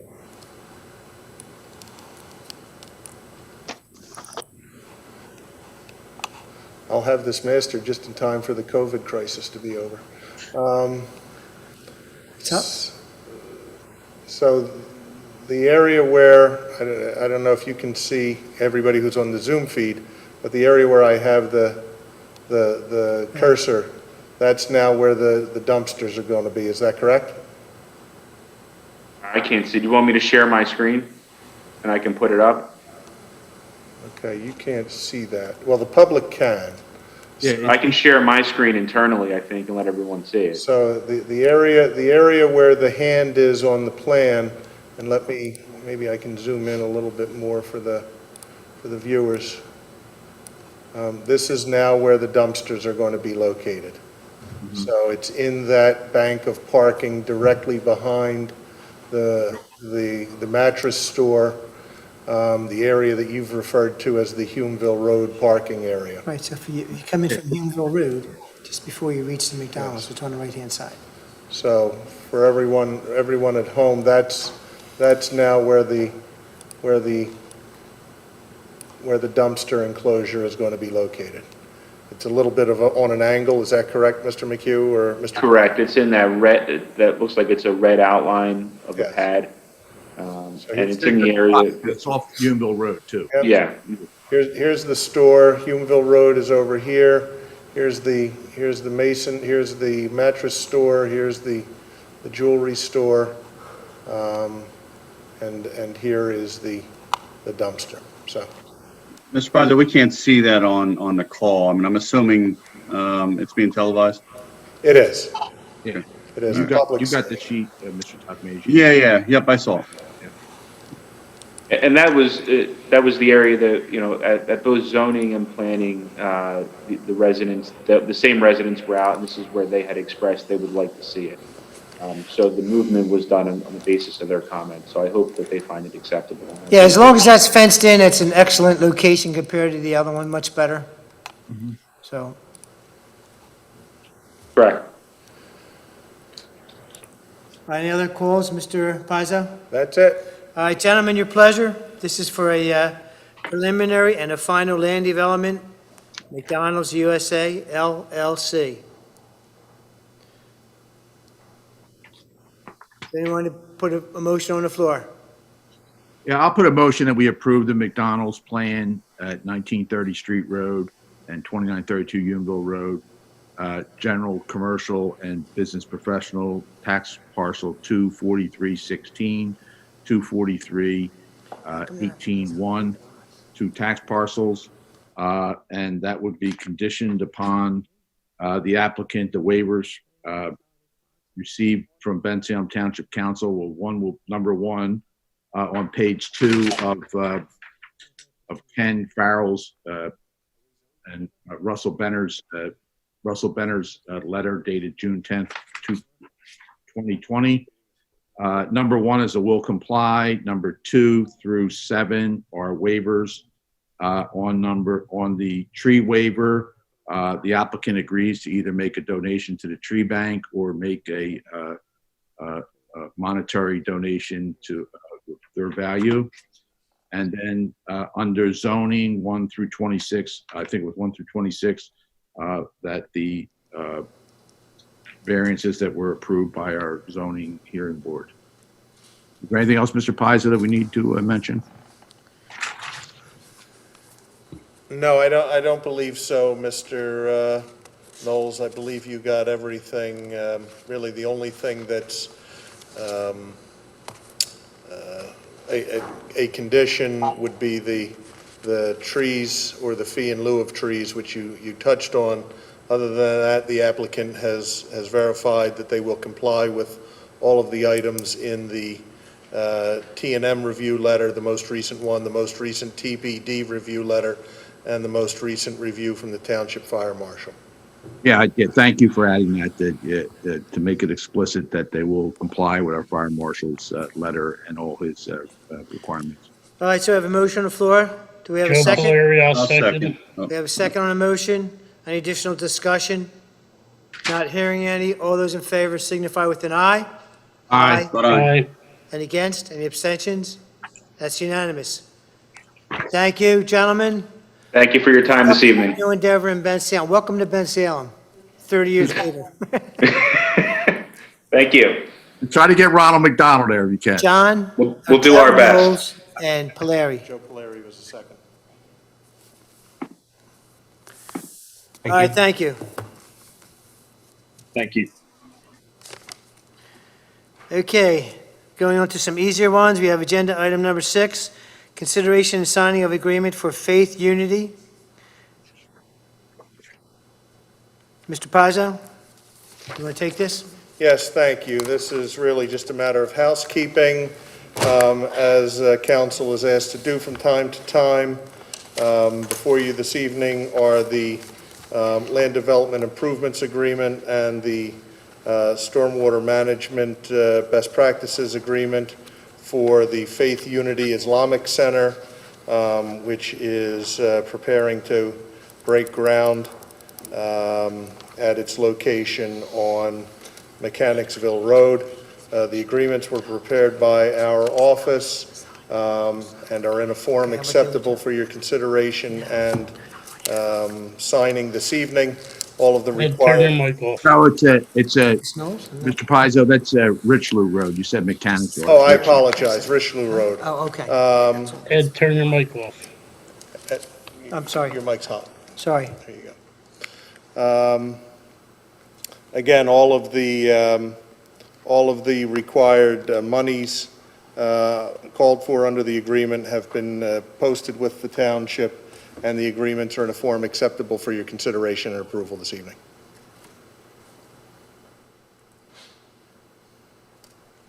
And in keeping with the spirit of unity and good things happening in the township, here's another indication of that as we prepare to break ground on the township's first mosque. Mr. President, I'll make a motion we approve as presented. Okay, we have a motion on the floor. Jesse Sloan will second that. Second motion. All those in favor signify with an aye. Aye. Vote aye. Any against? Aye. Abstentions? Unanimous? All right, moving right along, we have agenda item number 7, consideration of agreement for 1411 Ford Road, LLC, VIP Wireless Holdings, LLC. If you were listening to what I said in regard to Faith Unity, the same would hold true for the VIP Wireless Holdings application for property located at 1411 Ford Road. The land development agreement and stormwater agreement were prepared by our office. They are in a form acceptable for your consideration and approval this evening. All of the money and other documents called for under the agreements have been received by the township in a form acceptable to the township. Gentlemen? Mr. Pizzo, I have one question, and this is really kind of comparing these last two agenda items. The Faith Unity agreement had a statement in there regarding delays in completion, but basically any potential delays in completion due to the COVID-19 pandemic would not count against the 1-year completion period for the works, for the improvement works. Do we need to add something similar to this one for the Ford Road project? No. I don't believe that in this case the improvements that are anticipated are not nearly of the size and scope as they are for the Faith Unity project. The developer is confident that they can accomplish them within the time period allotted for, and if necessary, they'll come back for an extension of the agreement as is otherwise provided for in all of the agreements. But they believe at the outset that the nature of what they're doing would allow them to accomplish it within the 12-month window. Okay, great. Thank you very much. Certainly. All right, gentlemen? I'll make a motion that we approve as presented. I'll second it, since Ed took major. We have Jesse Sloan and Ed Turkmajian. All those in favor signify with an aye. Aye. Aye. Aye. Any against? Any abstentions? Okay, unanimous. Agenda item number 8, consideration of an escrow release. Samarpan Hindu Temple. This is release number 2. And let me see. Who we got here? Mr. Benner? That would be correct. Let me see. Do you have him, Winter? His mic is open. He's good. Okay, go ahead, Mr. Benner. It's yours. I didn't sign Yeah. it. Thank you, Mr. President. This is an escrow release number 2 for the Hindu temple. We've gone out, we've reviewed the escrow release, we've checked it against conditions in the field, and we are essentially approving this escrow release in the amount of $217,306.28. Gentlemen? Yeah, Mr. Benner, thank you. I just have a question. I know there was some issues down there. I think there's a creek that's back in the right-hand side, rear part of the property. I noticed part of that was listed on here in terms of silt fence. And I think there was also some trash that was back there as well. Is that being addressed? Yeah, and once again, I know Quentin has, how can I best put this? Has kind of been at them to get that work completed and cleaned up. And I know, I believe just recently they had it done, gotten it completed. Quentin, you want to comment on that? Yeah, there were some changes made to the plan for the county for their MPDS permit for their LOD. They actually gone outside that boundary, and during that meeting we had with the owners, we found out that there was additional work that they had to do, so they have amended that plan to the county, and I'm not sure if it's been approved yet by them, but it has been submitted. So additional silt fencing has been reinstalled, corrected, and there's allowed to trash to be from the landscape that was removed.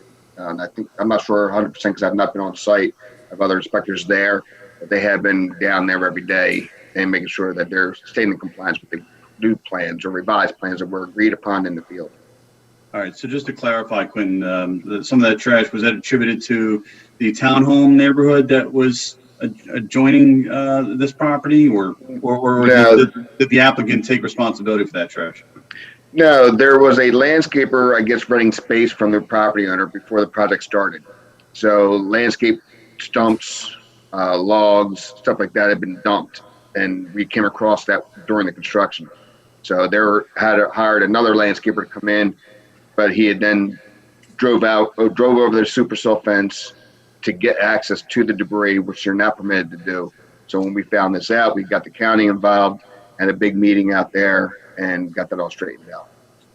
Okay. All right. So you're still comfortable with this release based off of where we're at with that? Yes, we are. Okay. Thank you. Okay, that leaves a balance of $1,480,477.64. And this release is for a little over $200,000, so I think we're pretty There's well plenty covered of on money that. there to protect. Okay, gentlemen, your pleasure. Yeah, Mr. Kisselbeck, I'll make the motion that we approve escrow release number 2 for the Hindu temple at 2746 Mechanicsville Road. I'll second the motion. Tokmajian and Knowles, Yep. all those in favor signify with an aye. Aye. Vote aye. Any against, any abstentions? All right, that's good. Thank you, gentlemen.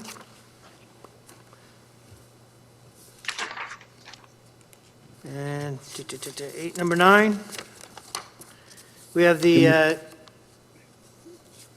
escrow release for BSV Housing, LP, Bensalem Veterans Housing. And this is agenda item number 9. Mr. Benner? Yeah, Russ? this release is for $226,236. Once again, Quentin has gone out there, reviewed the itemized request, checked against field conditions, found it to be in order, and we're recommending that council approve the escrow release for $226,236. Gentlemen, Make a motion that we approve as presented.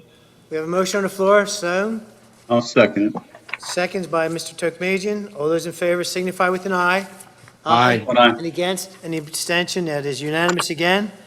We're on to agenda item number 10. This is consideration of a land development.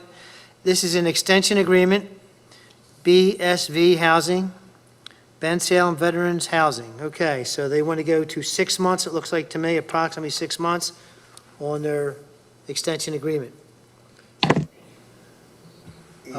Yes, that's correct, Mr. Kisselback.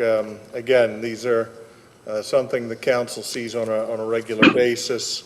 In this case, the applicant is asking that the, well, actually, you're saying BSV, and perhaps I'm looking at, BSV, yeah, there's 2 of them. Okay. There's a 9 and a 10. I'm sorry.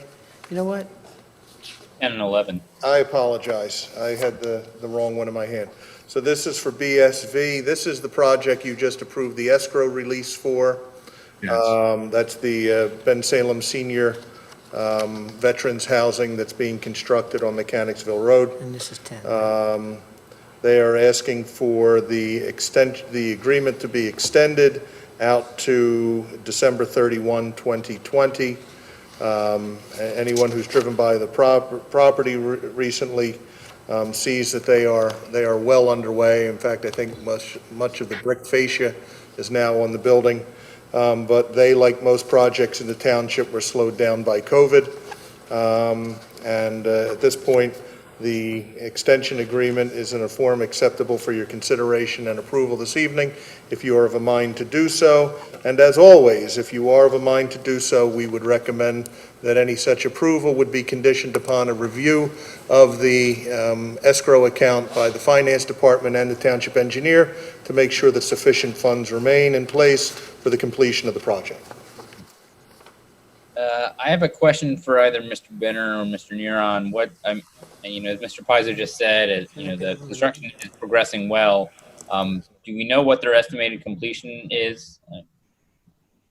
Well, we said, I think when we looked at the, how much percent complete they are, they're like 75 to 80% complete with the development now. So I don't see any issue with this being extended to the end of the year. They should easily get that done. Quentin, I don't know if they've talked to you about a specific date when they think they're going to be done. No, I've not talked to anybody, but I'm not sure of the status on the interior of the building. The improvements on the outside, I would say, are at least 80 to 85% complete. Yeah, they're asking for 6 months, so I think we should, give them the time. Yeah, I don't see a problem. Once the exterior is done and it's, weathered in, then they can do the finishes work in any season. So that's an issue. Okay, that was the only question I had. Approval by the accountants, Mr. President, Joe Polari, I'll put that in the form of a motion. I have a motion for the BSV housing for the extension agreement. Who seconds it? Jesse seconds it. Polari and Sloan. All those in favor signify with an aye. Aye. Aye. Any against? Any abstentions? Unanimous? Now I'm right on. We have number 11 now. This is the consideration of land development extension agreement. This is to Republic First Bank, and this is for an extension of approximately 3 months. At this point, yes. Again, anyone who's driven through that intersection recently sees that the building is pretty well underway at this point, and this developer, like everyone, was shut down by the governor as a response to the COVID crisis earlier in this year. They are asking that their current land development agreement be extended out to October 31 of this year. If council is of a mind to do so, again, we recommend that you do so subject to an audit of the remaining improvements escrow by the engineer and the finance office to make sure that sufficient funds remain in place for the completion of the project. Really? Russ and Quentin, I'd ask the same question. Do we think that 3 months is enough time, sufficient time for them to complete at this point? That's what they're asking for, so. Yeah, we don't see any problem. Yeah, I don't see any problem on the exterior. Again, I'm not sure. I know they're doing flat work on the outside of the building now, which usually leads me to believe that they're in the finishing touches on the interior as well. Yeah, they look like they're pretty much along. Great, thank you. All right, I'll ask for a motion, gentlemen. I'll make the motion, Mr. Gissback, that we approve the land development extension through October 31st, 2020, subject to audit of the current escrow by our finance department. Okay, we have a motion on the floor. I'll second that. Second Mr. motion. Knowles. Turkmezian first, Knowles second. All those in favor signify with an aye. Aye. Aye. Any against? Any abstentions? Unanimous?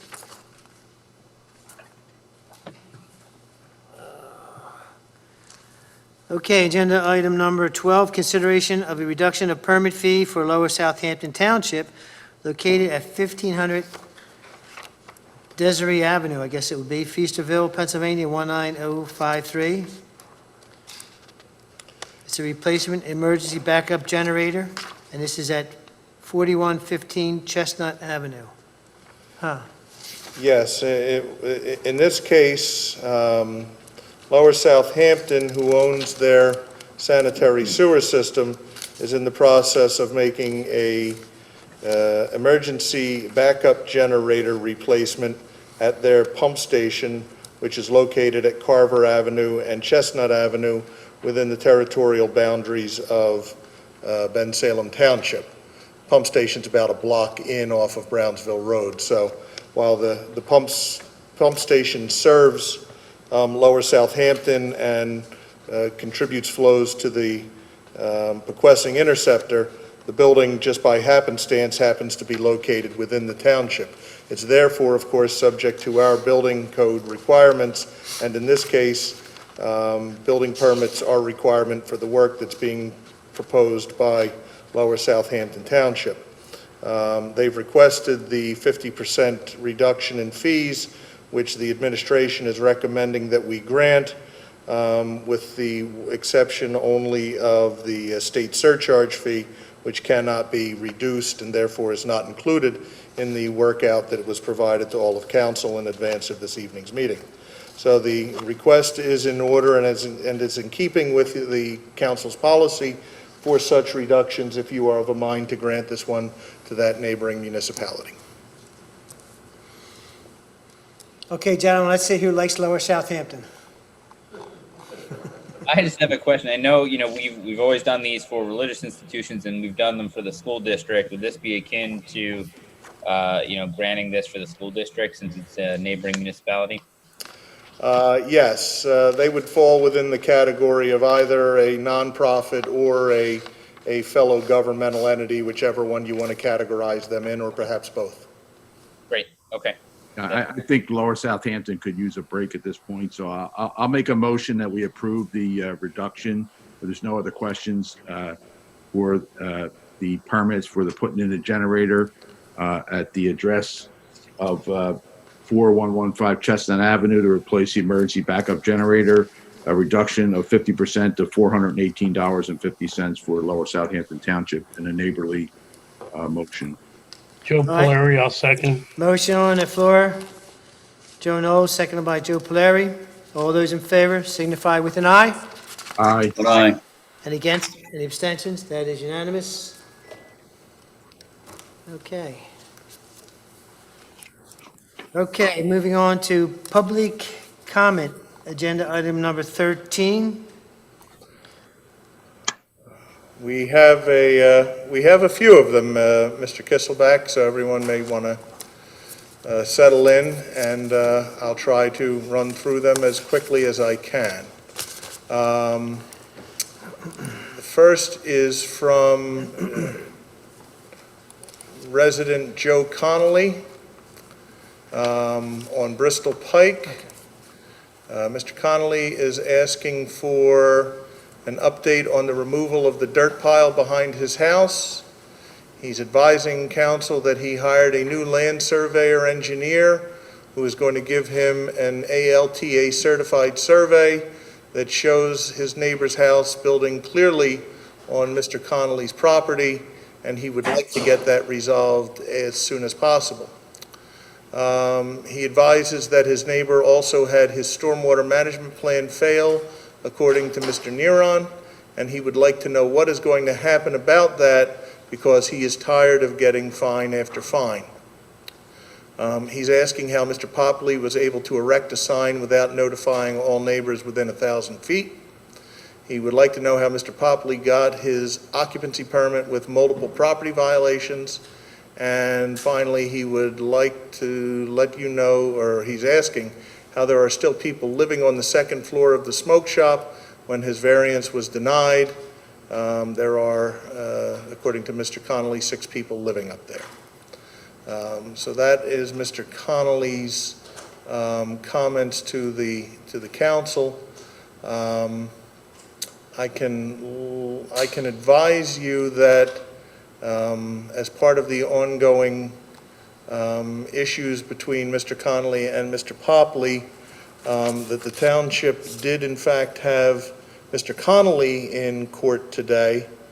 I don't know if you want me to go into the details of what happened, or suffice it to say that the township had Mr. Connolly in court today on a number of violations, that Mr. Popley has also been cited for a number of violations, and his court date has been extended by the judge to August 24 of next month. That Mr. Popley has a few applications pending before the zoning hearing board in regard to the apartment. But again, I don't know if you want, how deep a dive council would like me to do on this at this point. You let me know. Mr. Paizo, what's the update on the dirt pile? I mean, I know that was the first thing that struck me. Is that part of what Mr. Connolly is being cited for? I mean, we've talked about this before with this remnant of a dirt pile and the DEP being involved. I think the dirt pile's on the other guy's yard. My understanding is, and I see Mr. Neeran nodding his head, my understanding is that among the township citations pending for Mr. Popley's property is one regarding the removal of what we are referring to colloquially as the dirt pile. It is obviously somewhat larger than a dirt pile. So it's pending litigation on these matters. Yes, Mr. Connolly let the township know to the extent that he had an unfavorable outcome on some or all of the applications against him, or citations against him. It's his intent to appeal all of those up to Common Pleas Court. And again, Mr. Popley's will be in court with him on the 24th of August. So, Mr. President, as far as the Connolly property goes also, I forwarded a video to Ken Farrell. When we had the heavy rains, the water was coming off the dirt pile and across onto his property and down. That's going on there. So I forwarded that to Ken Farrell there, and also saw the people living upstairs. There are a lot of people upstairs flicking cigarette butts out the window and so forth. So Mr. Connolly does have he is saying what's going on down there, and I know the township has Mr. Popley in court. Hopefully we can get this solved pretty quickly, because it's not right that our residents should have to live like that. as to the six items that Mr. Connolly mentioned, four again are part of active litigation right now. The two that are not, and again, Mr. Benner, Mr. Neeran, correct me if I'm saying something wrong. As to the two that are not, one is obviously the ongoing dispute between Mr. Popley and his neighbor over the property line, which is something that is a matter between the private property owners and not something that the township is involved in. God willing, one day it will be resolved one way or another. And as to the question regarding erecting a sign without notifying neighbors within 1,000 feet, no property owner within the township is required to notify property owners within 1,000 feet when they place a sign on property. There's no notice required at all if the sign is within the confines and otherwise complies with our zoning and sign ordinance. In those instances, however, where a sign might deviate from the requirements of the sign ordinance, and an applicant has to go to the zoning hearing board in that instance, then private property owners adjacent would be notified, I believe within a radius of 400 feet, Mr. Neeran? Yes, I'm not sure if that's required for the sign variance. I usually get that information from building and planning. Okay. So it's either one or the other. All right. So in this case, from my discussion with Mr. Farrell, no zoning was required for the sign, and therefore no one would have been notified in that regard. So those are the only two items that don't otherwise involve the township being in active litigation with one or the other property owner at this time. Now, Joe, I had a question. And I know it's in litigation, but if he was turned down for having apartments on top of that building, he didn't get a variance for that. Are people allowed to live there, and are we making sure that they're not living there while this is, or when they take it to court, we have to go to court and allow them to be there until it's resolved? I can only speak for what I was told hours before this meeting when I saw the email from Mr. Connolly, and that is that the township inspectors have been out on several occasions and have not found anyone in the second floor apartment. I can't tell you when that was done, how it was done. I can't give you any details other than I was told inspectors have been out, and when the inspectors have been out, the second floor has not been occupied. Okay, I'll send the picture of that issue to Ken Farrell tomorrow. By all means, again, I can only go off of what I was told. Gentlemen, any other comments on that email? Go to Okay, the second. yes. The next comment is from Toby Khan. There are two, so I want to see if they are the same or if there is additional information in one that's not in the other. It appears that they are the same. This is from, as I said, resident Toby Khan. I am very grateful and proud to have been a part of B3T Coalition and the B3T Diversity Committee for more than 14 years.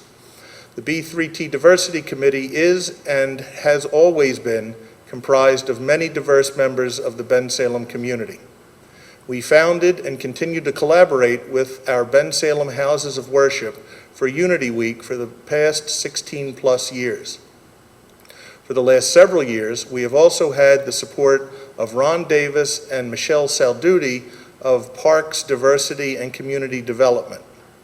The Bensalem community has continued to overwhelmingly support this event.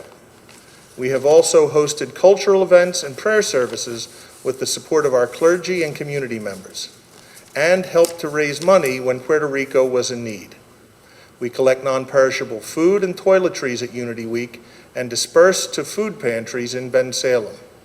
We have been involved and recognized in numerous Bensalem community events. With gratitude, Toby C. Khan. Let me just make sure there's nothing else in the other one that was not, and no, that looks like that. It covers everything from Toby. The next is... I'll make a comment on that if I may. And my comment would be, again, this is one of the activities of the Diversity Committee as well as the B3T, and there has been distinctions between doing the work and telling everybody about doing the work. And I think it's such a committee that they're actually getting things done, but they're not patting themselves on the back. And maybe that was one of the things that Mr. Sloan was interested in doing, is getting the word out to the people. And so I would like to just congratulate them for what they have done, because I really didn't know about the some of the things they were doing myself as a councilman. The next one is from Rabbi Travitsky. It says, please find a letter I wrote to the chief of police a few weeks ago. We have had an amazing relationship with our police department in Bensalem for years. They have always been responsive to our safety concerns and treated everyone fairly. I am well aware that there are parts of this country where this may not be true, but I am proud that in Bensalem we have the amazing police force and amazing leadership to protect our congregants and citizens. I hope no one would be in the interest of politics to seek to make issues that don't exist here into problems. Sincerely, Rabbi Moshe Travitsky. And the letter that he attached is on the letterhead of the Bensalem Kollel Synagogue and Outreach Center at 2446 Bristol Road. It's dated June 19, addressed to Director Harron. Dear Director Harron, I hope you and all of your officers are well. On behalf of my congregation, I'm reaching out to thank you and all of your officers for the incredibly hard work you each do, day in and day out. Oftentimes, your work on our behalf is done at great personal risk to yourselves. We feel terrible about the disrespect that has been expressed in one way or another to so many of our local and national police officers in the wake of the awful incident in Minneapolis. We appreciate all that you and your fellow officers continue to do in keeping all the citizens of our neighborhood safe, and we pray for your safety and success. Sincerely, Rabbi Moshe Travitsky. The next one is from Carol Johnson. To whom it may concern, my name is Carol Johnson, and I have been a part of the Diversity Committee for going on 2 years. I'm disappointed that there is an opinion that this committee is non-existent. It has been extremely difficult for any group or organization to function in the midst of a pandemic that we are all trying to maneuver through. Unity Week occurred last year, the week of MLK's birthday, and was a great success. There was wonderful attendance the entire week, and we received excellent media coverage. I mentioned it to several friends in different states, and they are trying to organize a similar project for their communities. There are many ideas that were mentioned at our last meeting, but once again, our hands are tied due to the pandemic. I'm proud to be a part of this very important endeavor and look forward to a time when we can be visibly active again. Sincerely, Carol Johnson.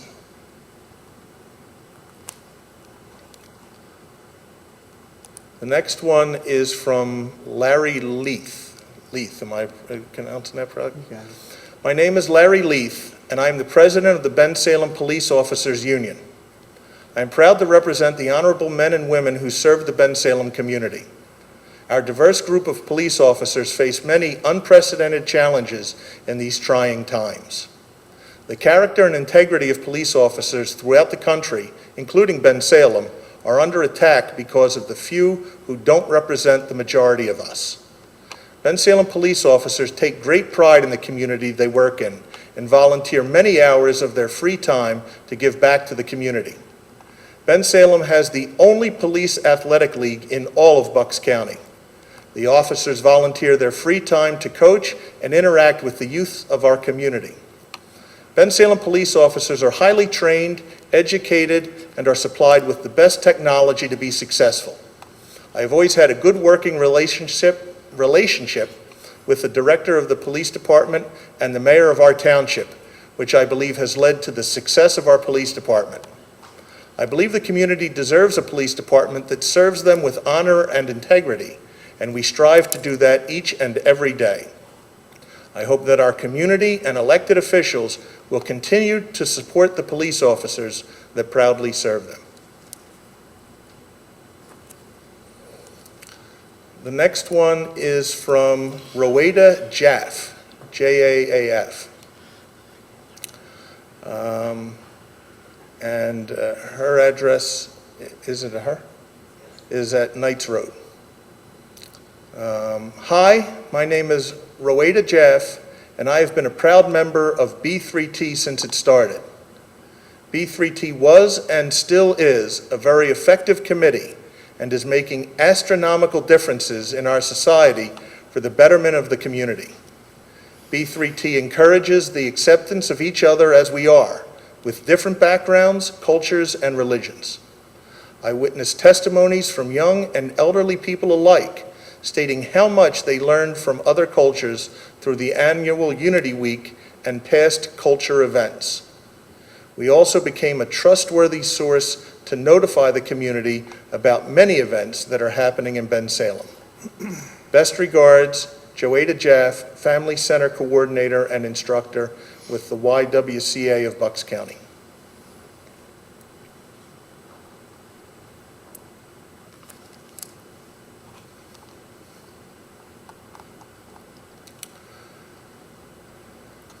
The next one is from Frank Vendetti. The topic is Ed Tokmajian.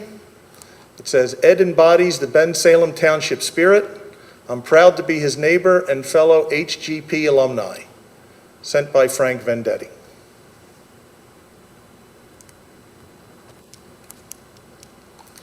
The next one is from Lincolnia Concord Park. the Lincolnia Concord Park Historical Association. It's addressed to Mayor DiGirolamo, Councilman, and Director Harron. We want to begin by mentioning this email is in relation to the article Councilman Jesse Sloan had in the newspaper and the updated information communicated through his Facebook page. The NAACP rally took place in our neighborhood, a neighborhood community that at times feels neglected and left out of many of the conversations in Bensalem. Please research the history of Lincolnia Concord Park. We agree with Councilman Sloan and his proposals to create a new diverse and inclusive advisory board. This task force will come together with diverse ideas and backgrounds, reflect the Bensalem community, and unify the disconnect between leadership and your constituents. One of our members and our Vice President, Alana Hardison, would like to be a part of this council. We understand that you believe the Building a Better Bensalem group accomplishes the tasks Councilman Sloan outlined, but that group is not reflective of the Bensalem community. We understand arrest records are available for review, but based on the population in Bensalem, we believe the percentages are reflective of the country, in that there are more black people being arrested than white people in Bensalem. We still need the stop records. Please bring these matters to the table and begin discussions with community partners. Our group is ready to have these tough conversations and create positive change, but the question goes now to you, Bensalem Township Council. Are you ready? Lincolnia Concord Park Historical Association. Your name? That's just from the historical, the Gmail address is Lincolnia Concord Park at Gmail, so no, there is no name. Can I clarify something with that? Yes. Anyone can make a comment on these letters coming in if they like, by the way. So I just, on that email, because I think it's important, and that's what we've been talking about tonight, evidently there's a lot of misinformation out there. So that lady talked about arrest records, and I specifically gave him my address, so I just, hopefully she's watching, or people of council can take that back to her, or she could reach out to me.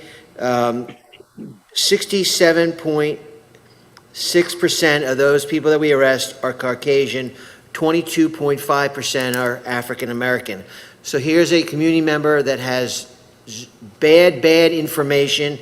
I don't know where they got it. I don't know if they made it up, but that is not accurate at all. So it's 67.6% Caucasian to 22.5% African American. However, it's 4.3% of that 22 is 19020's address. So that is a bad piece of information. And as co-chair with Bill Bennett, the vice president of the NAACP on Building a Better Bensalem, the B3T Diversity Committee, she says it's not representative of the township. I don't know what committee could be more representative. Every single religious group is on that committee, is made up. Every diverse background, areas throughout our community. So I don't understand that. And Lincolnia feeling a disconnect. Again, we're up there for the Lincolnia Day picnics. We're up there for church events. We're up there for the march that we just had last week. There was a statement made that people were marching are the people that felt not safe by the police. Well, I was marching next to Bill Bennett, and I can't speak for him, but I would doubt very surprisingly if he told me he was afraid of the police. Certainly I was marching, and I'm not afraid of the police. So people up there marching are not necessarily people afraid of the police. So I just wanted to clarify those three issues. Thank you, Mr. President. Director, one of the things that you mentioned is you're not sure where the information is coming from. The information that I tried to share, this was after you directed us to the FBI reporting site, the UCR site. When I looked up data there, and I'm hoping that you can actually clarify this, because another point came up. You said 67.6% arrested were white, and you had previously earlier tonight given a statistic for Hispanic arrests as well. When I went through that website and I pulled up data, and I could only access 2008 to 2018, but for 2018, there was no distinguished difference for Hispanic race. It was It was white, it was Black or African American, it was Asian, and then there were a couple other categories: Native Hawaiian, Native Alaskan, and then like an other or unknown. So I was hoping maybe you could help to clarify that as far as what data is reported to the FBI, and how people can access the statistic that you're providing for everybody. I could certainly, I can't comment without looking up at the site. Unfortunately, there's so many numbers in my head half the time. I have to look up that site and I could comment. I don't know how they have it broken down without looking at it at this moment, but we do it by hand, and it's the same numbers we report to the FBI. So I could certainly take a look at that tomorrow, Councilman, and get back to you. I appreciate that. Thank you. No problem. And then, one of the other things that was mentioned there is stop data. Is that also reported to the FBI? I can't hear him. Traffic stop data. No, the traffic stop data is not collected. It's not collected by us as well. I don't think many of the departments collect traffic stop data. We do not collect that, and the FBI doesn't collect it either. And is that something that you would be interested in taking a look at? Just curious. I'd have to take a look at it. Have constructive conversation. That's all. Never hurt to ask. It's something I could take a look at. I don't know how hard it would be to collect that data. It's going to probably jive with the arrest data. It's going to be probably pretty close to that same data, but I could certainly see what I can come up with for you. Okay. All right. I look forward to talking to you more about that. Yeah, no problem. Next comment is from Mary Ann Griffin on Addison Court in Bensalem. I joined B3T 2 years ago because of the dedication to our community this group has. Since joining, I am amazed at all the outreach that we do with other organizations to join forces in helping our community, especially our youth. It is a very diverse group of people from all walks of life. Unity Week is beyond amazing, and all the work that goes into it. This year I had 6 people attend Unity Week because of what I relayed to them from attending. We are constantly brainstorming at each meeting on what we can do next or what we can improve upon. We are a part of the Breakfast with Santa. We were working on a youth summit when COVID hit, Red Ribbon Week, and Drug Take Back. The list goes on as to all the items we were involved with or working on. I am proud to be a member of this group. Mary Ann Griffiths, proud supporter of the ACS, Government Community Lead Team Over the Rainbow, There Is Hope. The next comment is from Bob Norkus, Bensalem resident, open letter to the mayor and council of Bensalem Township. I was surprised after reading the article Councilman Jesse Sloan wrote about his proposed blueprint for better race relations in Bensalem. While I think it is honorable to march in solidarity with Bensalem community members, I do find the overall tone of the article to be far too critical. For example, our community public safety director obviously attended the rally and put his reputation on the line, saying, "If you don't feel safe, then I'm not doing my job." I don't know how Councilman Sloan can quantify, quote, many, unquote, people in Bensalem feeling unsafe or worse, disenfranchised, when he proclaims that there here in Bensalem is such a racial divide. This is where I have some difficulty. I have lived in Bensalem over 5 years now and can honestly say I have never encountered anyone who spoke or acted in a negative manner about any group living here in Bensalem. This is extremely important. Is there any unified group in Bensalem that is denied their social rights and considered less than others because of the color of their skin? I simply don't see it or feel it, especially in any department of the Bensalem Township administration. Is the diversity in Bensalem not embraced by annual Unity Week festivities every January?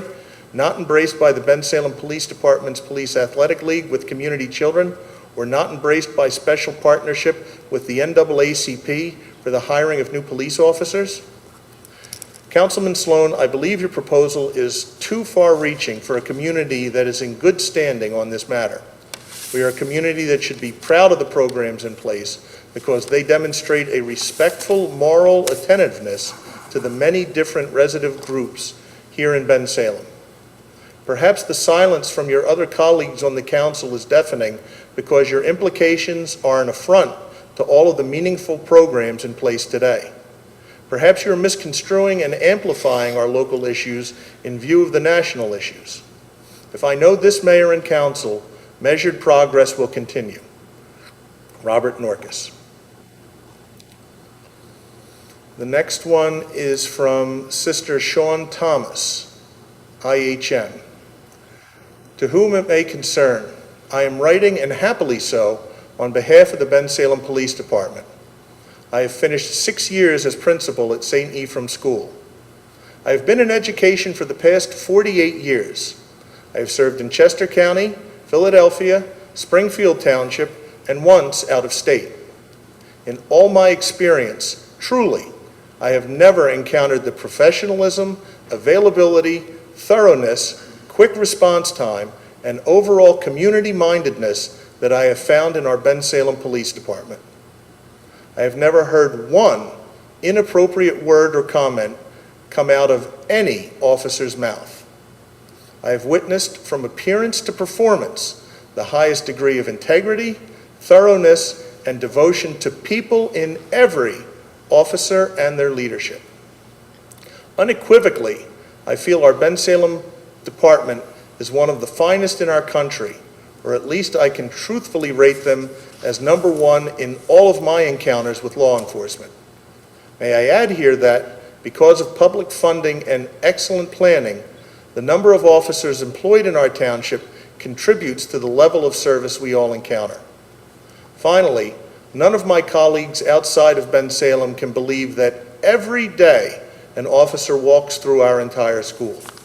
This brilliant and greatly appreciated daily duty can only lead to very high dividends when one of our students finds him or herself needing assistance for whatever reason.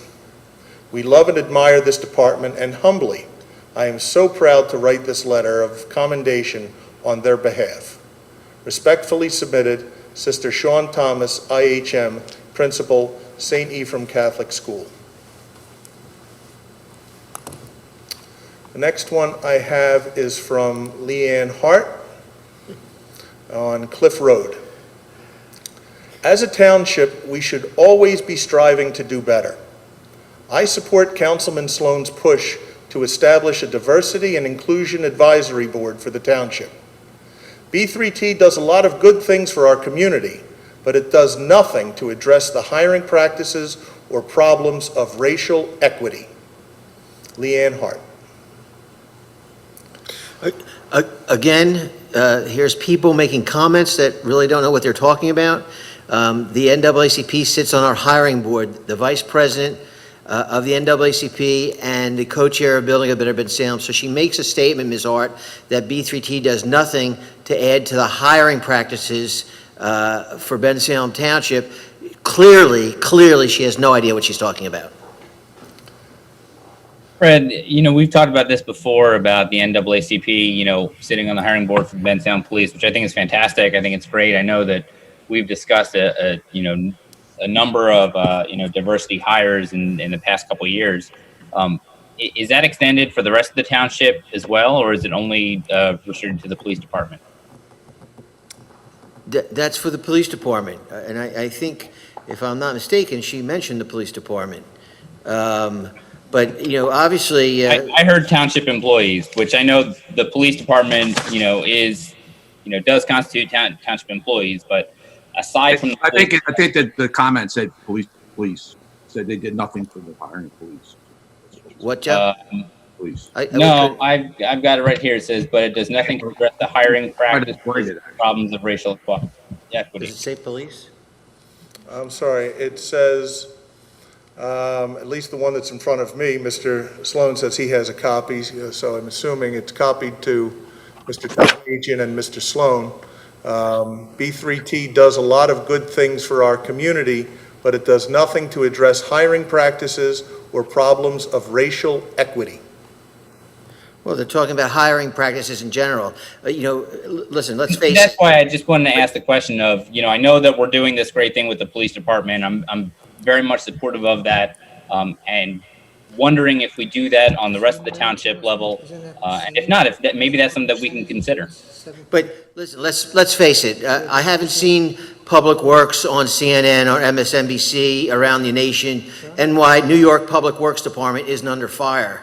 What's under fire across the United States is police department, and people are accusing law enforcement of not being mirror their community, and that's just simply not true. So here's an individual a local individual that likes to chime in and talk about things like this. An acquaintance of yours that's spreading the rhetoric, and and I've been doing this 33 years, and I don't want to keep coming back here to have to defend the police department.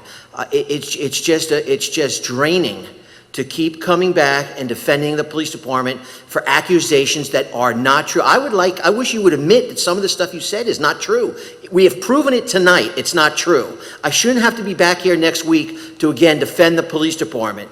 I have no connection to Sister Sean. I have no connection to Rabbi Trevitsky. I have no connection to all these people that have, but you have connection to Leanne Hart, who's coming in here and just filling nonsense. Why don't you admit it? It would be so much nicer if you say you support the police. Why don't you say that some of the rhetoric is not true that you've been pushing out? What you talking about? You talking about the road crew? You're saying she's talking about public works? Is that what she's upset about? I think she's concerned about public works. My comment previously had been in general hiring of township employees and how we can promote diversity and inclusion in the hiring practice of all township employees, not restricting that to only the police department, which I think the police department is doing it right. I just want to see if we can maybe extend that practice as we start to look at hiring other township employees when positions become available. We should do. You're right. We should do that. When we have done that. That's all. There's been minority people working in the road crew before. Sure. I don't know what it is now, but I mean there has been in the past. But we should do that. You're correct. Thank you. Thank you very much. I'd like to make a comment on that. Didn't you guys just vote to allow the township employees to move out of Bensalem? So we took away from our employment that they should live in Bensalem and be part of the community. I think I'm the only one that voted against that, and I think that that's something that should be looked at. If people live in Bensalem, they should be able to work in Bensalem. Well, the same was already in place for the police department, but I think that's federal. That's federal. Right. Has nothing to do with township. That's federal, Jesse. Okay, the next public comment is. I'm sorry, I need to jump into it. Well, I'm sorry, Director Horan. I'm not going to discuss the issues, but I am disappointed about the fact that you continue to reference connections. And when I stated at the beginning of the meeting that this should not be a political issue. So regardless of this individual's political affiliation, there should be no reference to connections whatsoever. This individual is a resident of Bensalem, and just like everybody else that makes public comment at council meetings, they shouldn't be looked at as having connections. I disagree. If there's no connections, why wasn't I invited to the rally that they had up in Lincolnia? Why was I not invited? Why was Ed not invited? Why was Joe not invited? The only person that was invited was the mayor. And if they don't tell the mayor to invite your council, you two guys are the only one that knew about it. We did not get invited. I take that personally. That's politicizing it, Ed. Mr. Polari, that was a rally that was organized by the NAACP, and I'd be more than happy to forward your questions and comments to them. Please, because if it's done by the NAACP and the Republicans didn't invite it and the Democrats did, it's political. You were given an acknowledgement at the thing, from what I was told, for helping organize it, which is fine with you. That's what you want to do, and you made a speech there. So I mean, don't act like you didn't have anything. I didn't make Mr. Knowles. I did not make a speech. Well, I wasn't there, so I don't know. I wasn't invited. So then don't say anything that's not necessarily I true. respond to Mr. Sloan's email right away because I wasn't there, and I don't know what Fred said and what people said and what's in our. Does it allow council to have an investigative board? I have to gather this information, and we had a executive session within 10 days of your email, but it's in the Courier Times that we were silent on the matter, deafening.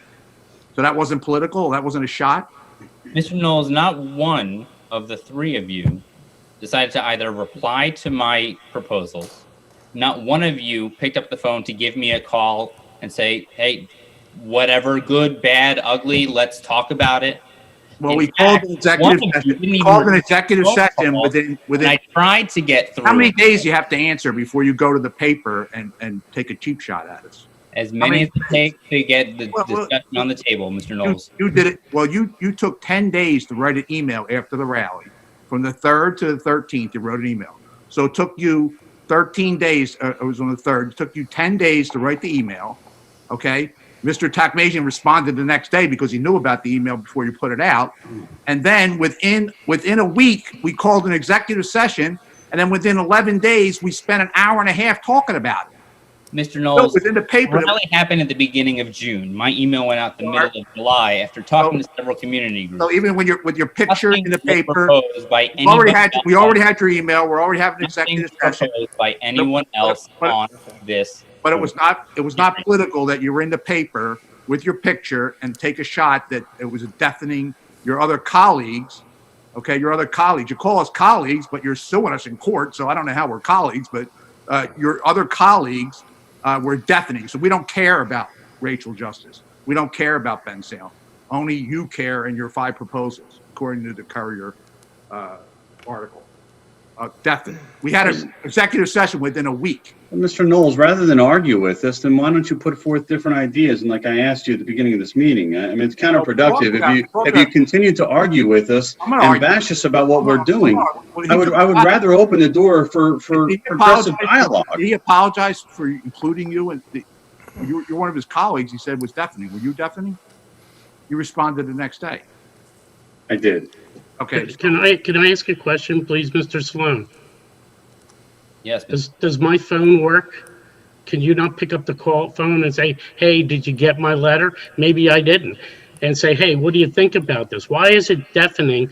It was deafening on your part. I got an email, but how do you know I even read the email or saw the email? Why didn't you pick up the phone and call me and say, hey, Joe, as a courtesy, why don't we talk about this?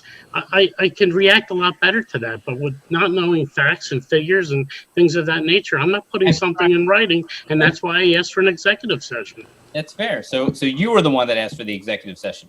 We all did. We said none of us wanted to put up information. We all did not. Well, please don't speak for me because I did not. I'm not speaking for you because, again, we're political.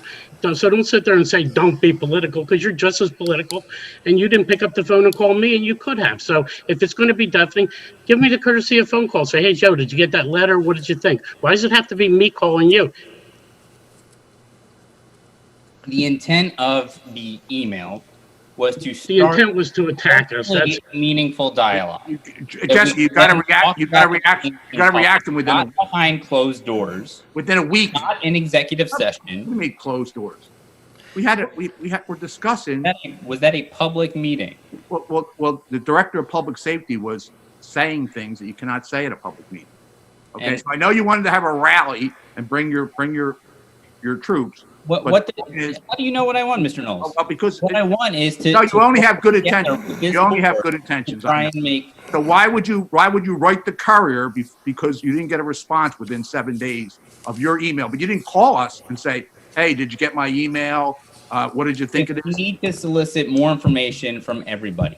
So because why was it necessary? None of you have any input as far as any other solution. I'm sorry, your attention. Why not solicit ideas from the rest of the public? You're right. I should listen to Mr. Takmajian. Your intentions are pure, non-political, and I shouldn't argue with you. I'm sorry. Go ahead. I think what you're saying and what we're all saying, Jesse Sloan, you actually achieved your goal of having the public comment on the items that you did bring up. I think the biggest problem that I have is, again, to create a investigative, quote, task force to investigate whom? To investigate the mayor, to investigate the council, to investigate the police department, to investigate anything that you think should be a good fishing expedition, and that's the objection that I have.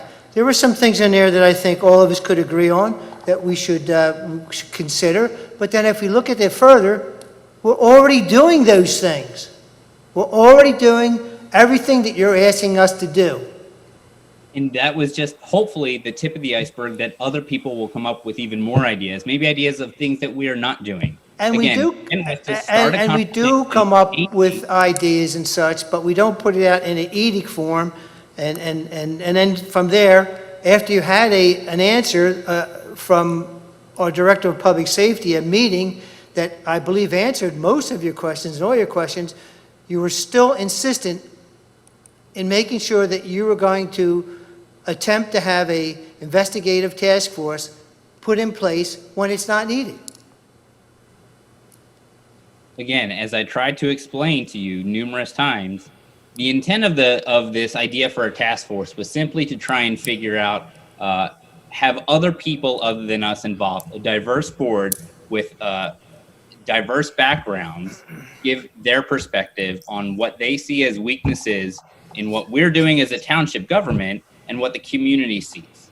We are on one side of the issue, and let the community come and speak up, and specifically minority community members, and let them get involved to figure out, hey, is there a gap that we can help bridge? Is there a way that we can improve relations between us as a government body or us as a whole township administration and the community? Why I can't think- you get involved Only with to look for improvement. Why think- can't you get involved with build a better Bensalem? And our I think diversity? all of us are involved with that in improving the community and hopefully interested in race relationships that could be bettered every day in terms of us working together with the community and the community working with us. We're all interested in that. That's why when the government was formed, it was intelligent enough or smart enough to form a government that had a strong executive administrative position, which is called the mayor of Bensalem. Bristol has a mayor also, but it's not a strong administrative position. They have to have a managing director because they're performing the tasks of the function of government, where the mayor is an individual being a strong executive administrator who takes phone calls on a daily basis, who has meetings with groups whenever they call. And so if someone sits back and you're saying is afraid to address the issues, I guess we don't know about them. But with again, and I'm reference to the B3T group, Building a Better Bensalem Together, that group being a non-governmental entity certainly can relate to the community groups much better than we in the government itself if they were afraid of government. And look, I think B3T is fantastic. I love the things that they do. Unity Week is one of my favorite things that we do here in Bensalem. I love how, we as those of us that believe in God or are a part of a religious household here in Bensalem, we get together and we share our experiences and we try and build those bonds. It's not to disparage any of the amazing work that they do. I love that organization. I fully support the Bensalem Police Department. All I'm trying to do is figure out, is there anything more? We're doing all these great things already. I understand that. And I'm not trying to disparage any of those fantastic programs. I'm just asking myself, hey, is there anything more that we can be doing? Can we just put some additional ideas out there on the table? The idea of if- for us I is think just- you've repeated it a number of times. You made your point, but is there any other letters? I'm going to go on. There are several. All right, let me go to the letters, Fred. Okay. The next one is from Raju Easterling of Making Sure Black Lives Matter in Buck. Mayor DiGirolamo, Councilman, and Director Herron, Black Lives Matter. There have been numerous peaceful demonstrations in Bucks County and specifically Bensalem. We have yet to hear a statement from leadership. We have yet to hear what changes will be made within the Bensalem Police Department. We are tired of begging to be heard. Our concerns must be taken seriously. Holding officers accountable for misconduct, making all stop statistics available, and reallocating funds from the police department to social services and education will have a direct positive impact on your constituents. Just today, I had a friend and made a call for a sexual domestic violence situation to the Bensalem Police Department. And she said the officers made her feel invalid, and once they were outside the door calling her names, adding to an already traumatizing situation. Unarmed, non-life-threatening domestic calls should be looked at to be handled by social workers. We have collected countless horror stories from interaction with BPD, and they need to be held accountable because the community does not feel safe. Raju Easterling, Making Sure Black Lives Matter in Buck. I'm curious what your take on that comment would be for any of council.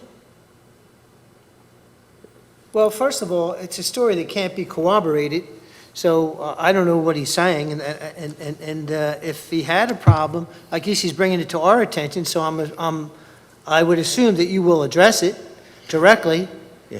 That group, we've tried to address numerous times, and they have refused to talk to us. There's other members of that group, but I do see their chatter on social media with other individuals that are in elected positions in Bensalem Township, and I could tell you, sitting here, because I've done the research on other people in that group that have made accusations, and it's all been unfounded. Not even unfounded, but total lies. I'm going to try to pull up that tape, because it's all going to be on body camera, and I would bet my next paycheck it's not going to show what he just said. I would also add to that he's calling for a defunding of the police department, or reallocating the funds from the police department to a social workers to be on location. Now, I think a domestic dispute would probably be one of the most dangerous scenarios that a police officer would have to walk into. I think after the fact, if a police officer resolved the dispute, and afterwards, if there were a social worker to go into that location and address the problem, that would be appropriate. So if there were anything, and I'm speaking for myself, that I would be interested in doing, it would be never to defund the police department, because that would only extend the times it would take for a police officer to arrive on location, whether it be a domestic dispute, whether it be a drug abuse, where an officer can be there and utilize NICAM to save the person's life. A number of different scenarios, burglary or robberies, anything. It would just make the time so much longer if we had less police officers on the street. I would suggest at budget time to possibly look at the probability of adding to the police department a different section of the department that would deal with social problems, possibly psychiatrists, possibly socialists, where they can deal with things such as the economy, such as social services, domestic disputes, drug abuse, things like this, where they could work in conjunction with the police department, with the public safety, not subtract away from the public safety. That would be my comments. Next public comment is from Alana Hardison. This one again is addressed to Mayor DiGirolamo, Councilman, and Director Herron. I am emailing you as a concerned citizen of Bensalem. I have lived here most of my life. My husband and I met at Bensalem High School. We have 2 children in the Bensalem School District, and we'll have 1 more joining in a couple years. It has been disheartening, to say the least, that our mayor and Republican council members have not publicly addressed the concerns of the black community in regards to police brutality. I would like for my children to grow up in a community that values equality and equity. I fully support Councilman Jesse Sloan's 5-part proposal. In order to build trust between the police force and community, accountability and transparency are key. It is not enough for those in charge to placate the public with words or act as if there is no problem by not addressing our concerns. We must enact inclusive and equitable action plans and then follow through with the process. I am willing to be a member of Councilman Sloan's investigative task force. This group has the potential to uplift the voices of marginalized members of our community, hold our public servants accountable for their actions, and build trust between the police department and the Bensalem community. I love Bensalem. I want my children to grow up in a community that values diversity, inclusion, equity, and equality. As leaders of this community, it begins with you. Thank you for your time. Alana Hardison, Bolton Court. Well, I don't know who Lana Hardison is, but if that's not a political letter, I don't know what is. Well, I don't know. She's apparently misinterpreting Mr. Sloan's intent of his 5 points, because she's saying, therefore, to investigate police brutality, which I don't think police brutality exists in the Bensalem Police Department. It does not. Maybe Mr. Sloan knows things I don't know. I don't know. Do you think that police brutality exists in Bensalem Township Police Department? Maybe the listeners would like to know that, if you believe that or not, because I have the statistics, and I would be quite insulted if somebody here thought that happened. But since some of the folks out there, it would be nice to get a full consensus of council whether or not they believe, after seeing and hearing all of the facts, whether or not they believe there's some systemic racism in Bensalem by the Bensalem Township Police Department. Do you believe that? That's a great question. That's a great question. I'd be happy to answer. My guess is, and I don't want to speak for Ms. Hardison because I don't know exactly what she meant when she wrote this, but my guess would be, along the theme of the things that we've heard here tonight and that I've been hearing over the past several weeks, is that people are worried that the concerns that we're seeing on the national level might also have similar implications here in Bensalem.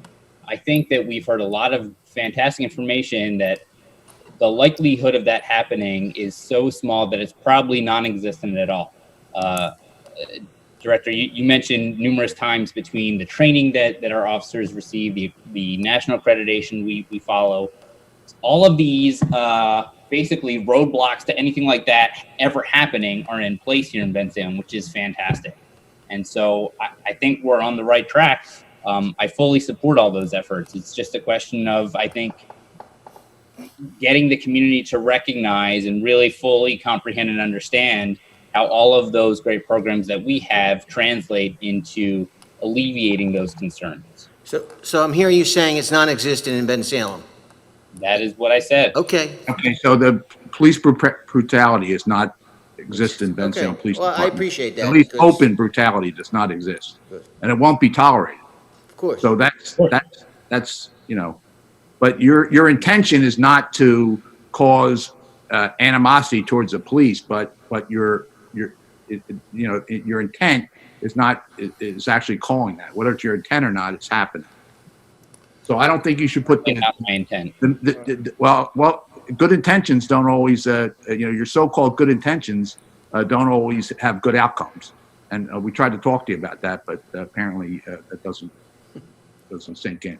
Jesse. All right. You're taking the police departments of Minneapolis and Chicago and Los Angeles, and you're putting them on the Bensalem Police Department, and it's not. Mr. Knowles, are you saying that there is absolutely no problem here in Bensalem, that we live in a utopia, we have no problems with any issues whatsoever? No, I think that anything that comes up will be addressed. Will be addressed in a professional manner. We have trained police. Anything that comes up will be addressed reactively, not And I proactively. think we have the third most.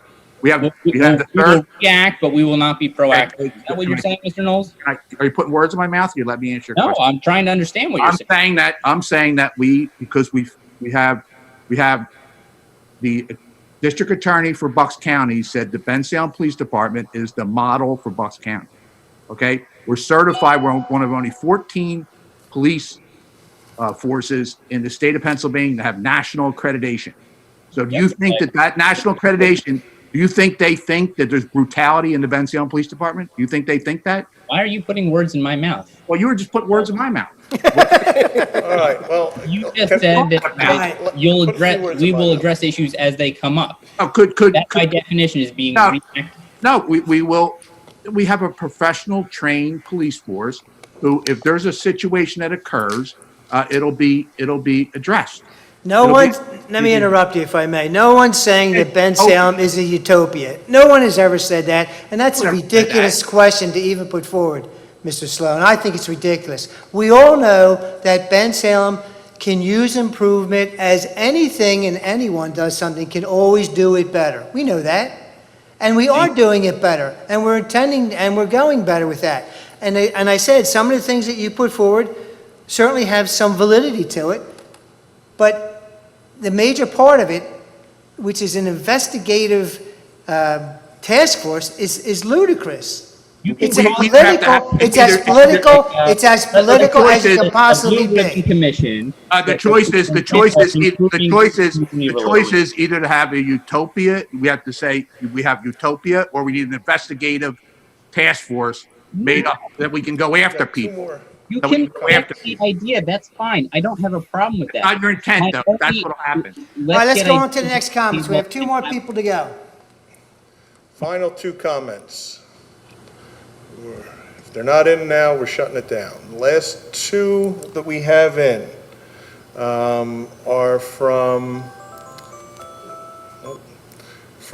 William Bennett.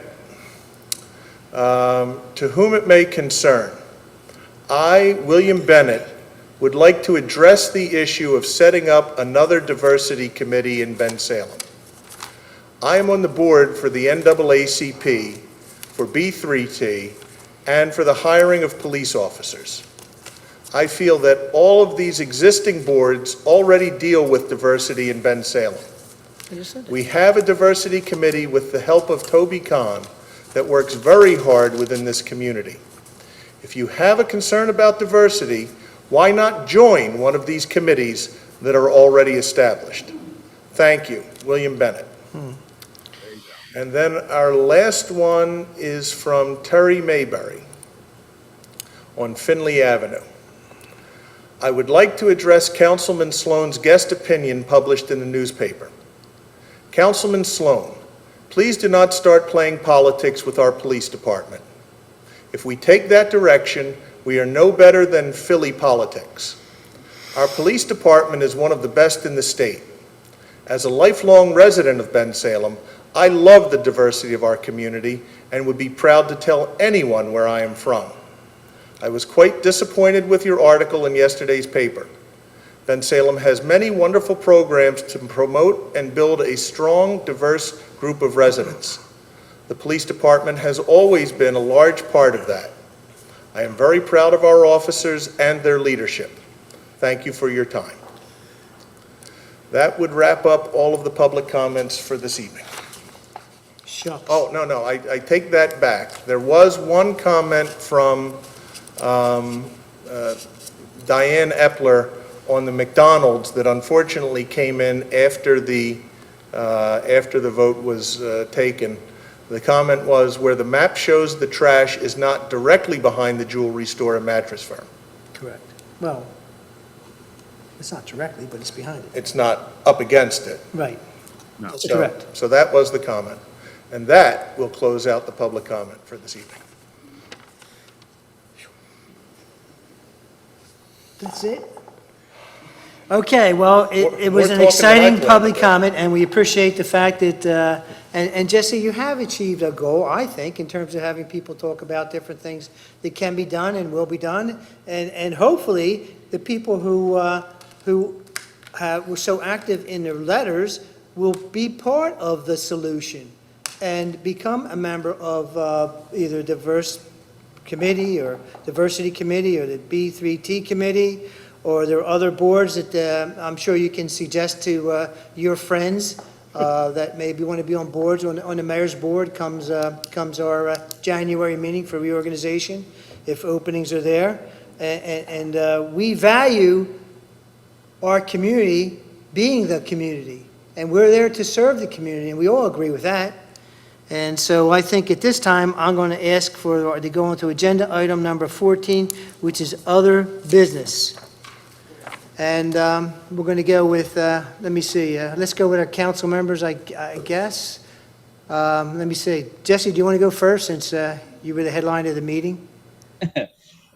I want to thank everybody for having a discussion tonight. Again, my intent was to get this out in public and let's share some ideas and hopefully share constructive ideas. It didn't exactly go the way I had hoped, but I am hopeful that together we can, along with the public behind us, come up with ideas of how we can continue to improve Bensalem.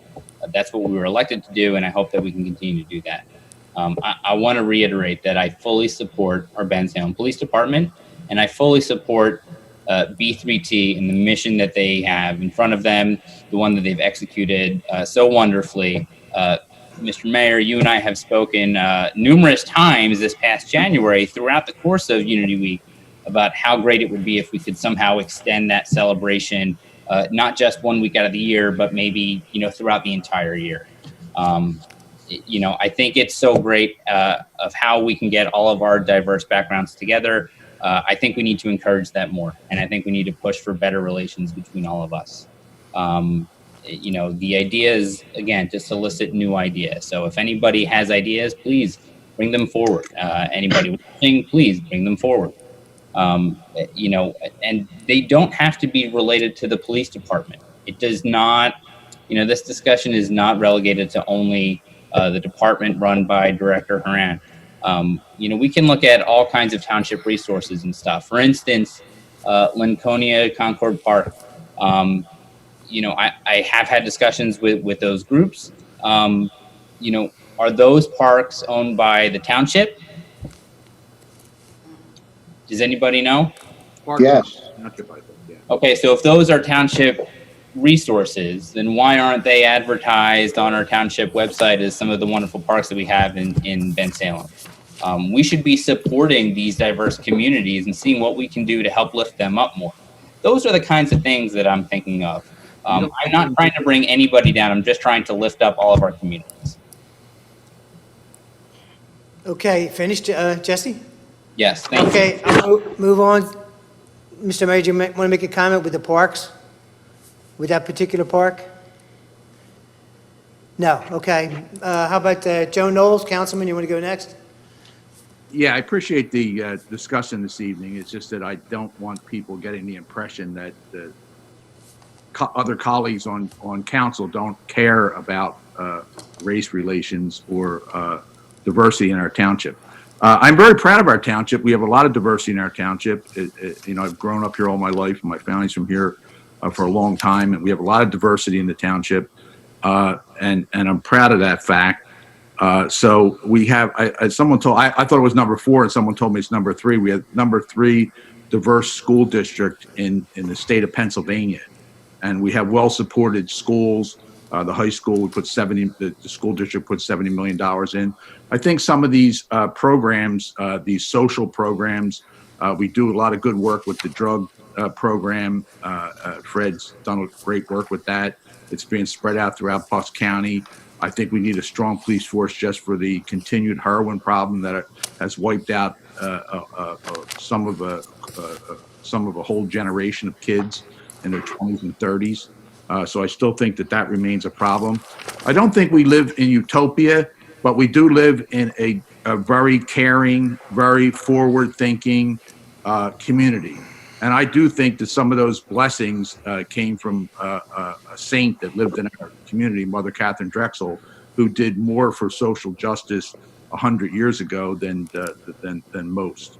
And she put that seed in our community. We had St. Francis Home for boys that had 2,000 boys there that the school district absorbed most of the time. A lot of them kids absorbed into our community. I think Concord and Laconia Park's a great community. They have a great park. So I think, I've been out there for Martin Luther King Day every year to start out Diversity Week. So we do need to increase community, communications. But I think we're a blessed community. We ought to keep working harder to improve the things we've already established, and keep everybody in our prayers that we're going to be safe, and including our police officers. I do not believe that all police officers, which some organizations believe, that all police officers are bad. Okay, could there be a bad seed here and there? But if there is, no matter where they are, if they're in Bensalem, they're going to get weeded out and they're going to be out of here. But I think that we've done a good job with that, and I'm proud of our police officers, and hopefully they'll continue that way into the future. So Thank you, Mr. Knowles. It took Majin. Mute myself. Thanks, Mr. Kiswick. Just, I don't want to belabor the point too much longer. Councilman Sloan did point up about the fact that B3T is a great group. And I know we've spoken to the mayor about continuing that first week of Unity Week and continuing those different events throughout the year. And that's something that I certainly would support and encourage. I want to thank Director Horan for being here this evening with us and going over a lot of those facts with us. I also wanted to thank Councilman Sloan for starting the discussion. It can certainly be challenging.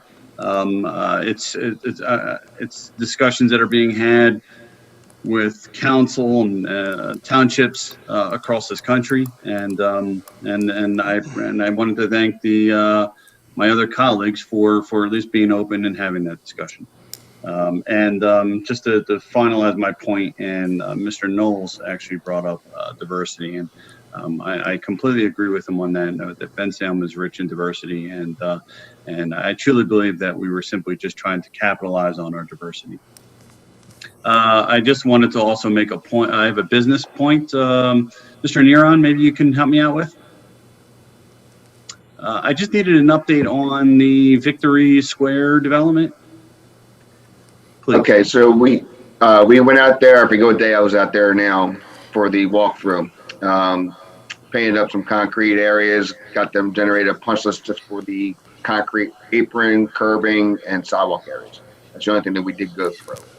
Trying to think. I know regarding the tot lot, I did get an email. I have not opened that, so that's in the works for approval for that. So that's going through. Trying to think what else I have out there. There's plenty of other outstanding issues. We haven't walked all the lots yet, so that's not been done. And when do you expect to do the full? So you did meet with the developer, and there were some limited things you discussed at that point. Correct. We didn't do a final punch list for the entire project. It was just really just the concrete sidewalk, the curbing, driveway aprons, and that's it. A couple things that were discussed were the area at the concrete ramp where the water's been coming out, that right there at the road split when you first go in, which was ironic when we were doing our walkthrough.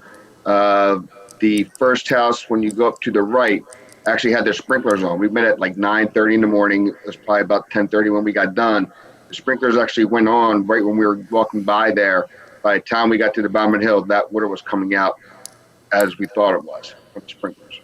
So we talked to them. They are going to try and do a U-drain system at that point to kind of collect any of that water, as well as trying to grade some of the topsoil in the area of the grass strip up at the top in this particular location to help get water out of the sidewalk area instead of running underneath the stone base of the sidewalk. Okay, so what's the ETA on when you plan on doing a full walkthrough? And I understand the water issues are really going to be taken care of once we pave the roads. And then secondly, the water basins that are there, what's the ETA on getting them taken care of? We did check with the county because that was part of the discussion. I called the county. They're supposed to be driving through when they get everything stabilized on those first couple of houses. They can then have the county come back for conversion of the basin to make that a current, since it's now considered a sediment trap. They're going to be able to get that taken care of. Hopefully that gets done. I know the developers doing some other stuff with some minor touch-ups here and there out there now that I've seen from driving by. So I'm hoping that they'll have us go out there within the next month or so for a final walkthrough. So we still need to do the road base, but I think they want to get the tot lot done prior to getting the road base done. And I'm sorry, what's the ETA for the tot lot? They just sent us over an email midweek, late last week, I guess. I did not get a chance to compare that with everything for the project to see what was required at the land development approval. Yep, got it. That's more for permit. Correct. Yeah, okay. Yeah, so basically as soon as we approve the shop drawings for the submittals for the individual equipment that's going to be out there, we'll then have them process everything through the township for permits for building. Okay. All right, and I know there was some concern about communication issues between the developer and those residents. I didn't know if that was conveyed or. I didn't talk to them about that at all at the time. Okay. All right. And I guess, can you just please keep us updated as to the progress? I mean, I can understand their frustration, although I recognize it's a new development. The water issues are both attributed from the sprinklers, but also it rains. I mean, Correct. So the quicker and the sooner we can get that development completed, I think that the better off things will be over there. Well, the majority of the yard inlets, I would say, on the right-hand side and in the center, the conservation district did tell us that we can pull those inlet bags. So I'm not sure if that's been done yet or not, but they were given that area there. They could do that. Not all of them are able to be removed, especially on lot 1 and 2, just because of that not being fully stabilized. So I think they're keeping those couple in, but the upper ones will be pulled. Okay. Now, I'm not sure if they've been done yet because I've not been back on site since. All right. So Okay. I guess it's just I just ask that you stay on top of that if you could. Okay. Yeah, thank you. You're welcome. Thank you, Councilman Tukmajian. Councilman Polari? Thank you, Mr. President. I don't want to reiterate everything we talked about, so I'm going to go in a different direction. I'm proud to be a resident of Bensalem Township. I'm proud of all the things that this administration and the council have done trying to provide for everyone in our community. It's just, the police department is second to none. Our roads department does their job second to none. We just have so many good people that care about this township, love this township for all the right reasons. And I think that to go in other directions, we can always look at things and see what we can do to better things like we do with everything else. But safety for our residents, safety for people to visit our township. And I think that we do those things right. And I think that I think there's a lot more to be done in Bensalem, but a lot of good things and more things for the residents of our community. Thank you, sir. All right, thank you, Councilman Polari. I'm going to go to our personnel, and I'm going to be last to speak tonight. Fred Harron, would you like to add something to your? No, I think I've said enough tonight. If there's anybody out there that has issues, go to any councilman, go to the mayor's office, please contact me here in the police station. That's the last thing we want, is for people to have this fear. Again, no one comes. I have not, and when they do, I have Karen Downer from the NAACP. Like I said earlier, she has me on speed dial. When there's an issue, she does the right thing. She calls me immediately and we deal with it. To let it fester, from, January of 2018 on, of people that are supposedly fearful of the police department, that doesn't do anybody any good, and that's not helpful. So if my final pledge, if you know someone, plea I should say, if you know someone out there that's fearful, let's get them in and talk to them. We're here, we're open, we're an open book. It's a great police department. We've got a lot of things going. Of course, there's always room for more. We've got some new projects going to be announced in a couple of months or in a couple of weeks. Some, unbelievable stuff that we're doing, that every day we're doing something new here. Every day we get better, and that's what we try to do. But thank you for letting me share the information, and, thank you for letting me be the director of, the best police department in the United States by far. Thank you, Director Harron. Go to Mayor DiGirolamo. Thank you, Mr. President. Not easy sitting here for 3 hours and being quiet, but anyway, thank you for the opportunity. I don't think I'm a very good politician. I try to keep dialogue going all the time. I really don't get into the newspapers and do things like that. I don't answer back things. I don't want things to carry on, go to more difficult conclusions where people argue, go back and forth. So I kind of stay out of that. I never answered last time about my budget. I was called a liar. I understand. People have to try to do their political thing. I try to stay out of that, guys, as much as I can. I believe in a team. I believe we work together. We work together well. Certainly can have differences, Dialogue is great. I have no problem with that. I think keeping things on the table, talking about it, uh, no problem at all.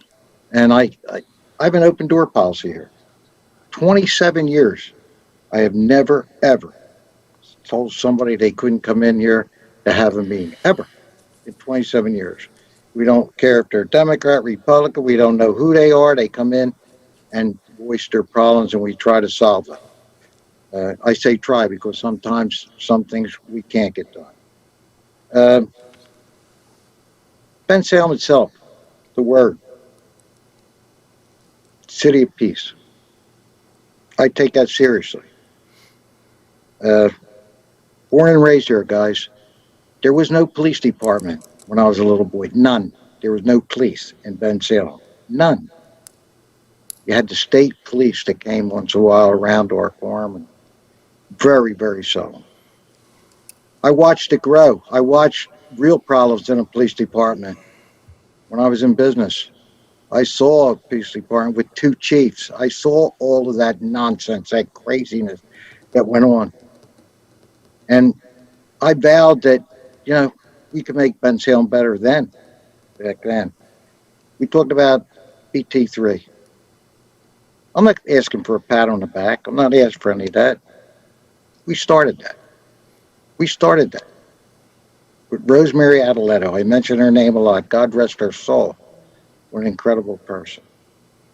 So we started that to make it. It was all about the community. All about the community. How do we make it better? How do we include everybody? How do we do that? And we set out to do that, and I think they succeeded over and above all my expectations. And they're not done. I think a few of you mentioned somebody who wants to join the BT3. Get on there. There's no limit. They don't turn anybody away. We talked about the police. I was a little heartbroken to hear that we don't communicate or we don't do those things. Again, open door here. You can come in anytime you want. Anybody. Anytime. We went through some hard times here with the pandemic that's been going on and all of this stuff all over the country and everything. And I know everybody gets upset. I know how it is. We can do better here in Bensalem, and we are better. We talk about our police departments. There's none better. So we've all discussed that, and I think we all agree on that. That's not something that we're out here to rip apart or challenge in any way. I'm sure anybody's hearts are on that council or anybody in our township. Is there things that we work on all the time? You better believe it. You better believe it. All these years that I've been here, we've had policemen that have been investigated through our police department. They've investigated, not just outside. Our police investigate their own. And a lot of things have been done through those years. A lot of police officers have left our department. We want to continue to do that. I want the dialogue, but I want it peaceful, guys. I want it peaceful. I asked that I asked for the executive session because I wanted to discuss things because this is all about employees. It's serious stuff and we take it serious. And when we had that meeting, I want to keep it to where communication can be an outreach, to where we can do it by every day doing it, not trying to come out here and have something happen in this township that it doesn't deserve. So we want to continue that dialogue. We've been here a long time tonight. I've listened to a lot, and I hear things, and I believe things. And I want to work on things with people. This is an incredible township, guys. Growing up here, all the things that I went through with all these years, I love Bensalem. You know I bleed it with all of you. We all do. We've got the same goals. We all have the same goals. And let's reach those goals peacefully, talk about them. Let's not make it political. Let's make it right. Political season will come and it'll go. Let's keep it that way. Let's keep it there. In between, let us work for the things that, hey, 7 times I was sworn in. The safety and welfare of our community. That's what they say, and that's the most important thing. our police department, I think somebody said tonight, we do them a thing? We fund them. We fund them because of all the important things, all the technology, all the equipment, all that they need. That's what we fund to make sure that we give them. Is there other things you talked about? Mental health. Hey, I've been talking about that for a long time. I'm sorry, Ed, you looked at your watch. I apologize. Well, not for Uh, you. I listened for 3 hours. Okay, I'll make it short because we're going to continue this dialogue. I have a lot to say. I have a lot to say, and we'll continue that dialogue. I want it to be constructive, not destructive, and make it work for all of us here in Bensalem Township. We're one town. We're 60,000 plus people all together. Leave nobody out. And we will continue to do that. That is a promise. That is what I've done from the beginning. And I love everything here in Bensalem, guys. I love you all. Let's make it work. And I apologize if I took too long, but I listened for a long time. It did not take too long. I'll continue at a later date. Get things out there that I think should be put out there that maybe people don't realize and understand. But thank you. Possibly, Mr. Mayor, you can address some of these things on your TV show, and hopefully that will get it out too. And then the communication in the quarterly newsletter that you have too. That's a possibility. You can emphasize those things that you're talking about tonight. I do have one other thing to bring up. Ed Talkmagian. Ed, I thought we gave you that information on email. You asked for it last Friday. Did we not? Yeah, I saw it was just pointing reference to Quentin's. I just want to make sure you got it. That's all. She did. Yes, she did respond. Yeah. Yeah, because Yep. So that's what I was just confirming with Quentin tonight. Okay. I did. Just want to make sure you got that. That's all. I did. Yes, I did, sir. Okay. Yep. Thank you. Thank you. So were your questions answered on the email? That's why I had a few specific items that I wanted to ask Quentin. So that's Okay. So yeah. I understand. Clear. Okay. Thank you. Okay. Solicitor Pazzo?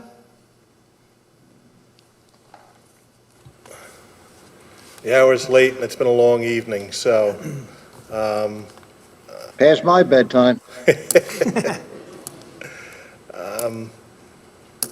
the only thing I would say, not so much as the township solicitor, which I've had the opportunity of representing this township in one capacity or another for over a quarter century now, but also as a resident of the township, is that if you take nothing else away from tonight, it should be, as the mayor has said, as the director has said, has been said throughout, the things that happen in this community, particularly as they involve diversity, particularly as they involve our police department and other departments of the township, the things didn't just start to happen in the last 6 weeks in the wake of the murder of George Floyd. They are things that have been a part of this community for decades. They are things that are part of the way that this township administration, that this township government does business. It's every day. It's not to grab a headline. It's not to grab a soundbite on the evening news. It's part of what gets done every day of the year, every year, as you heard tonight, for decades. The first in the county to do this, the first in the state to do that. It's part of what has been the agenda. It's part of what has been the plan. It's part of what your government has been doing for decades. And you should know that. And as you heard here tonight, if you don't feel that that's the case, by all means, you reach out to the mayor, you reach out to the director of public safety, reach out to anyone you can to pass that word along. There are countless places. Reach out to me as the chief legal counsel for the township. Reach out to the county DA, reach out to whomever. But it shouldn't be something that we're all seeing and reading about as part of a post on social media. Please, if you have something to say, the people in this government are accessible to hear it. And it doesn't have to wait 2 weeks or a month till the next council meeting. Pick up your phones and do it now. Type an email and do it now, please, because it is part of the way that this government is set up. It is part of the way that this government does business. It's part of the way that this administration under Joe DiGirolamo has functioned for all the time I've been here, and I'm proud to say that. That's all I have to say. Thank you. Thank you, Mr. Solicitor. And I'll end. I have something I'd like to read. It basically reiterates what was being said throughout the entire evening, and I hope it puts everything in perspective. And basically, all of us, when we look at the national situation, we look on TV and we see the peaceful protests. We also see the hijacked protests, which end up in riots, property destruction, looting, and even the killing of innocent people. But the most important thing that we have to take from this is we have to deal with one thing, and that's racism. We have to look at ourselves and ask ourselves, are we part of this problem or are we a solution to this problem?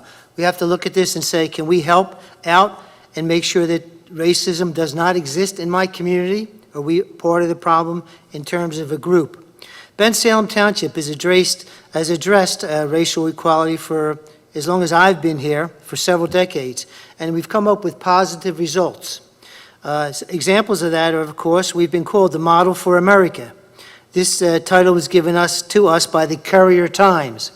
We also have been won the moniker of one of the 100 places to raise our families, as well as one of the 50 places in the United States to raise our families. And this was given to us by Money Magazine from a group headed by Colin Powell. Bensalem government is addressing racial equality in a proactive, continual process. Creating another committee or a board to deal with this, which is just currently being addressed, is just a waste of time and energy. Jesse Sloan has said that we can always do better, and all of us agree with that, and we all try to do that. But he's also said in a letter to the mayor and council on June the 14th, and I'm going to quote this paragraph from his letter, "While I know that the struggles people face due to the color of their skin are real, I would like to be optimistic that here in Bensalem, such racial divide is rare as we go out of our way," I'll repeat that, "as we go out of our way to embrace the diversity that makes Bensalem so unique. For instance, in addition to our Unity Week festivities every January, our Bensalem Police Department goes out of its way to bolster positive relationships with all minorities and communities. From the PAL League to the special partnership with the NAACP for hiring new officers, I truly believe that Bensalem Police Department goes above and beyond in trying to mend any broken gaps in the community." This is a quote directly from the 5 points that Jesse Sloan had given to us, and I think we all agree with what he's saying there. Let me talk about our community for a moment, if I may. Let me give you some examples of what makes Bensalem who we are and who we'll be in the future. Example of real things that we have done in our community to address the racial relationships are, in 2014, we created a Bensalem Heritage Foundation for the sole purpose of restoring and refurbishing a historic black AME church that was a haven for the Underground Railroad. This community project involved the mayor, the council, Republicans and Democrats, working together along with current members of the church, the Bensalem neighbors in the area, the trade unions, and local businesses that donated over $200,000 and ended up in over a year and a half of actual labor to create this task. This is a true community effort. We have a community group named the Building a Better Bensalem Today, created about 26 years ago. Its purpose is to create better working relationship with our community, with all of the different races, religions, and sexual preferences. B3T has a Unity Week in January, beginning with the Martin Luther King Commemorative Day, and invites all of us to attend many of the houses of worship in Bensalem, including churches, synagogues, mosques, and temples. This week gives us a true insight in how many races and religions and types of people there really are in Bensalem Township. In addition to that, we have a diversity community a diversity committee headed by Toby Kahn and Bill Bennett. Teaches us and encourages us to live and work in harmony as one community. Let's talk now about our police department and public safety. The Bensalem mission statement for the police department, I'm going to read that, is, "We, the members of the Bensalem Township Police Department, are committed to a partnership with the community we serve. The purpose of this partnership is to prevent crime and delinquency through proactive policing based on problem-solving and community involvement. By identifying public safety problems, developing strategies, and implementing solutions together, we will improve the quality of life in our community. In order to reach our mission, we pledge adherence to professional standards and equal treatment of all people, and to administer police services with the highest level of personal and professional integrity." Our hiring practices in Bensalem, and we mentioned this a few times, is that 9% of our department are minorities as of the latest testing procedure. 50% of the police that were hired in the last testing period were minorities. 10 officers were hired, 5 were minorities. Our hiring panels include 2 members of the NAACP, Mr. Bill Bennett, who is the vice president of the NAACP, and Mrs. Lenora Hope, who is a retired school teacher from Bensalem. If there's a complaint against an individual officer or a policy of the department, there are several ways to submit complaints. Fill out a standard form, which if you can see on TV, it's a standard form, it's just one page, easy to do. Call the mayor or councilman, call director of public safety, contact the Bucks County District Attorney, or email to the police department. Let me talk about the arrest in Bensalem Township. Again, this was highlighted by Director Harron, that in 2018 and 2019, in a 2.5-year period, there were 7,223 arrests in Bensalem.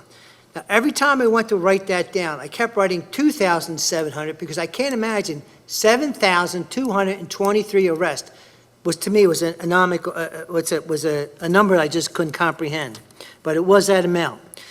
Also, contacts with individuals was 150,000 in that 2.5-year period. The force that was used in those 7,223 arrests was 0.004%. So that's not even 1%. That's not even 0.1%. It's 0.01%. 0.4%. When force was used in the year of 2019, it was used only 29 times. And that was not deadly force, that was just force, possibly using a taser or something like that, or wrestling with an individual. 29 times, that's the amount of times that force was used by the Bensalem Police Department. 23 times out of the 29 was directed towards 23 white suspects. The other 6 times was directed towards 6 black suspects or minorities.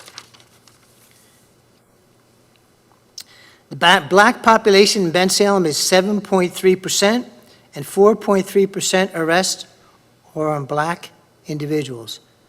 79% of arrests with force involve white suspects. There is no systemic racism in Bensalem Police Department. The training that we go through in Bensalem Township is the Bensalem Police Department is nationally accredited.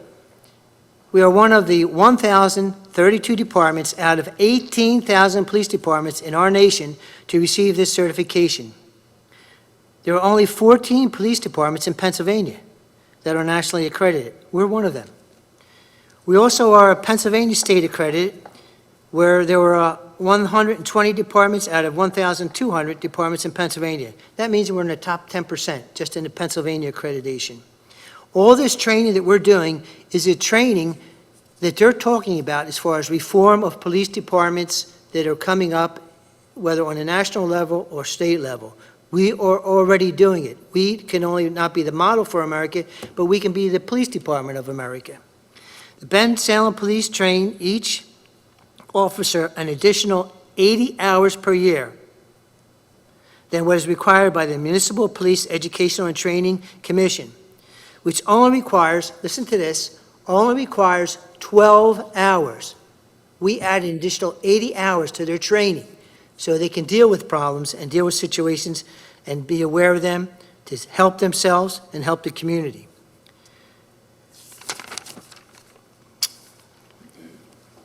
As far as our community involvement with our police department, we have the PAL program. The participation in this program is 1,200 kids. Doesn't cost them one penny.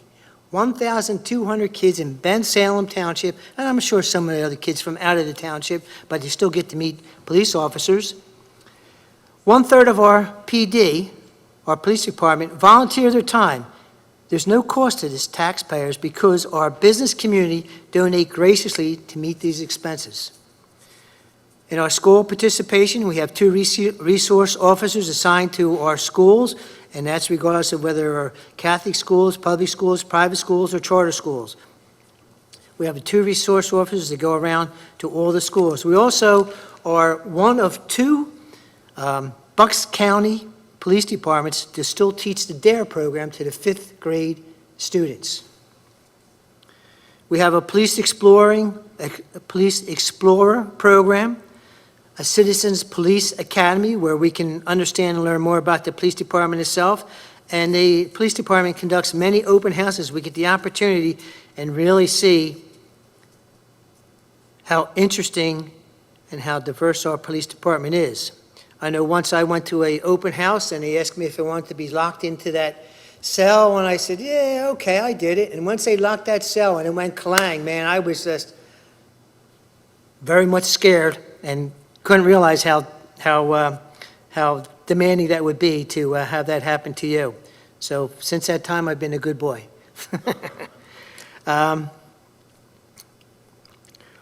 We have had the community policing, which is heralded by many of people that's going to be part of policing in the future. We've had that for 28 years, where we become part of the community, and the community becomes part of the police department.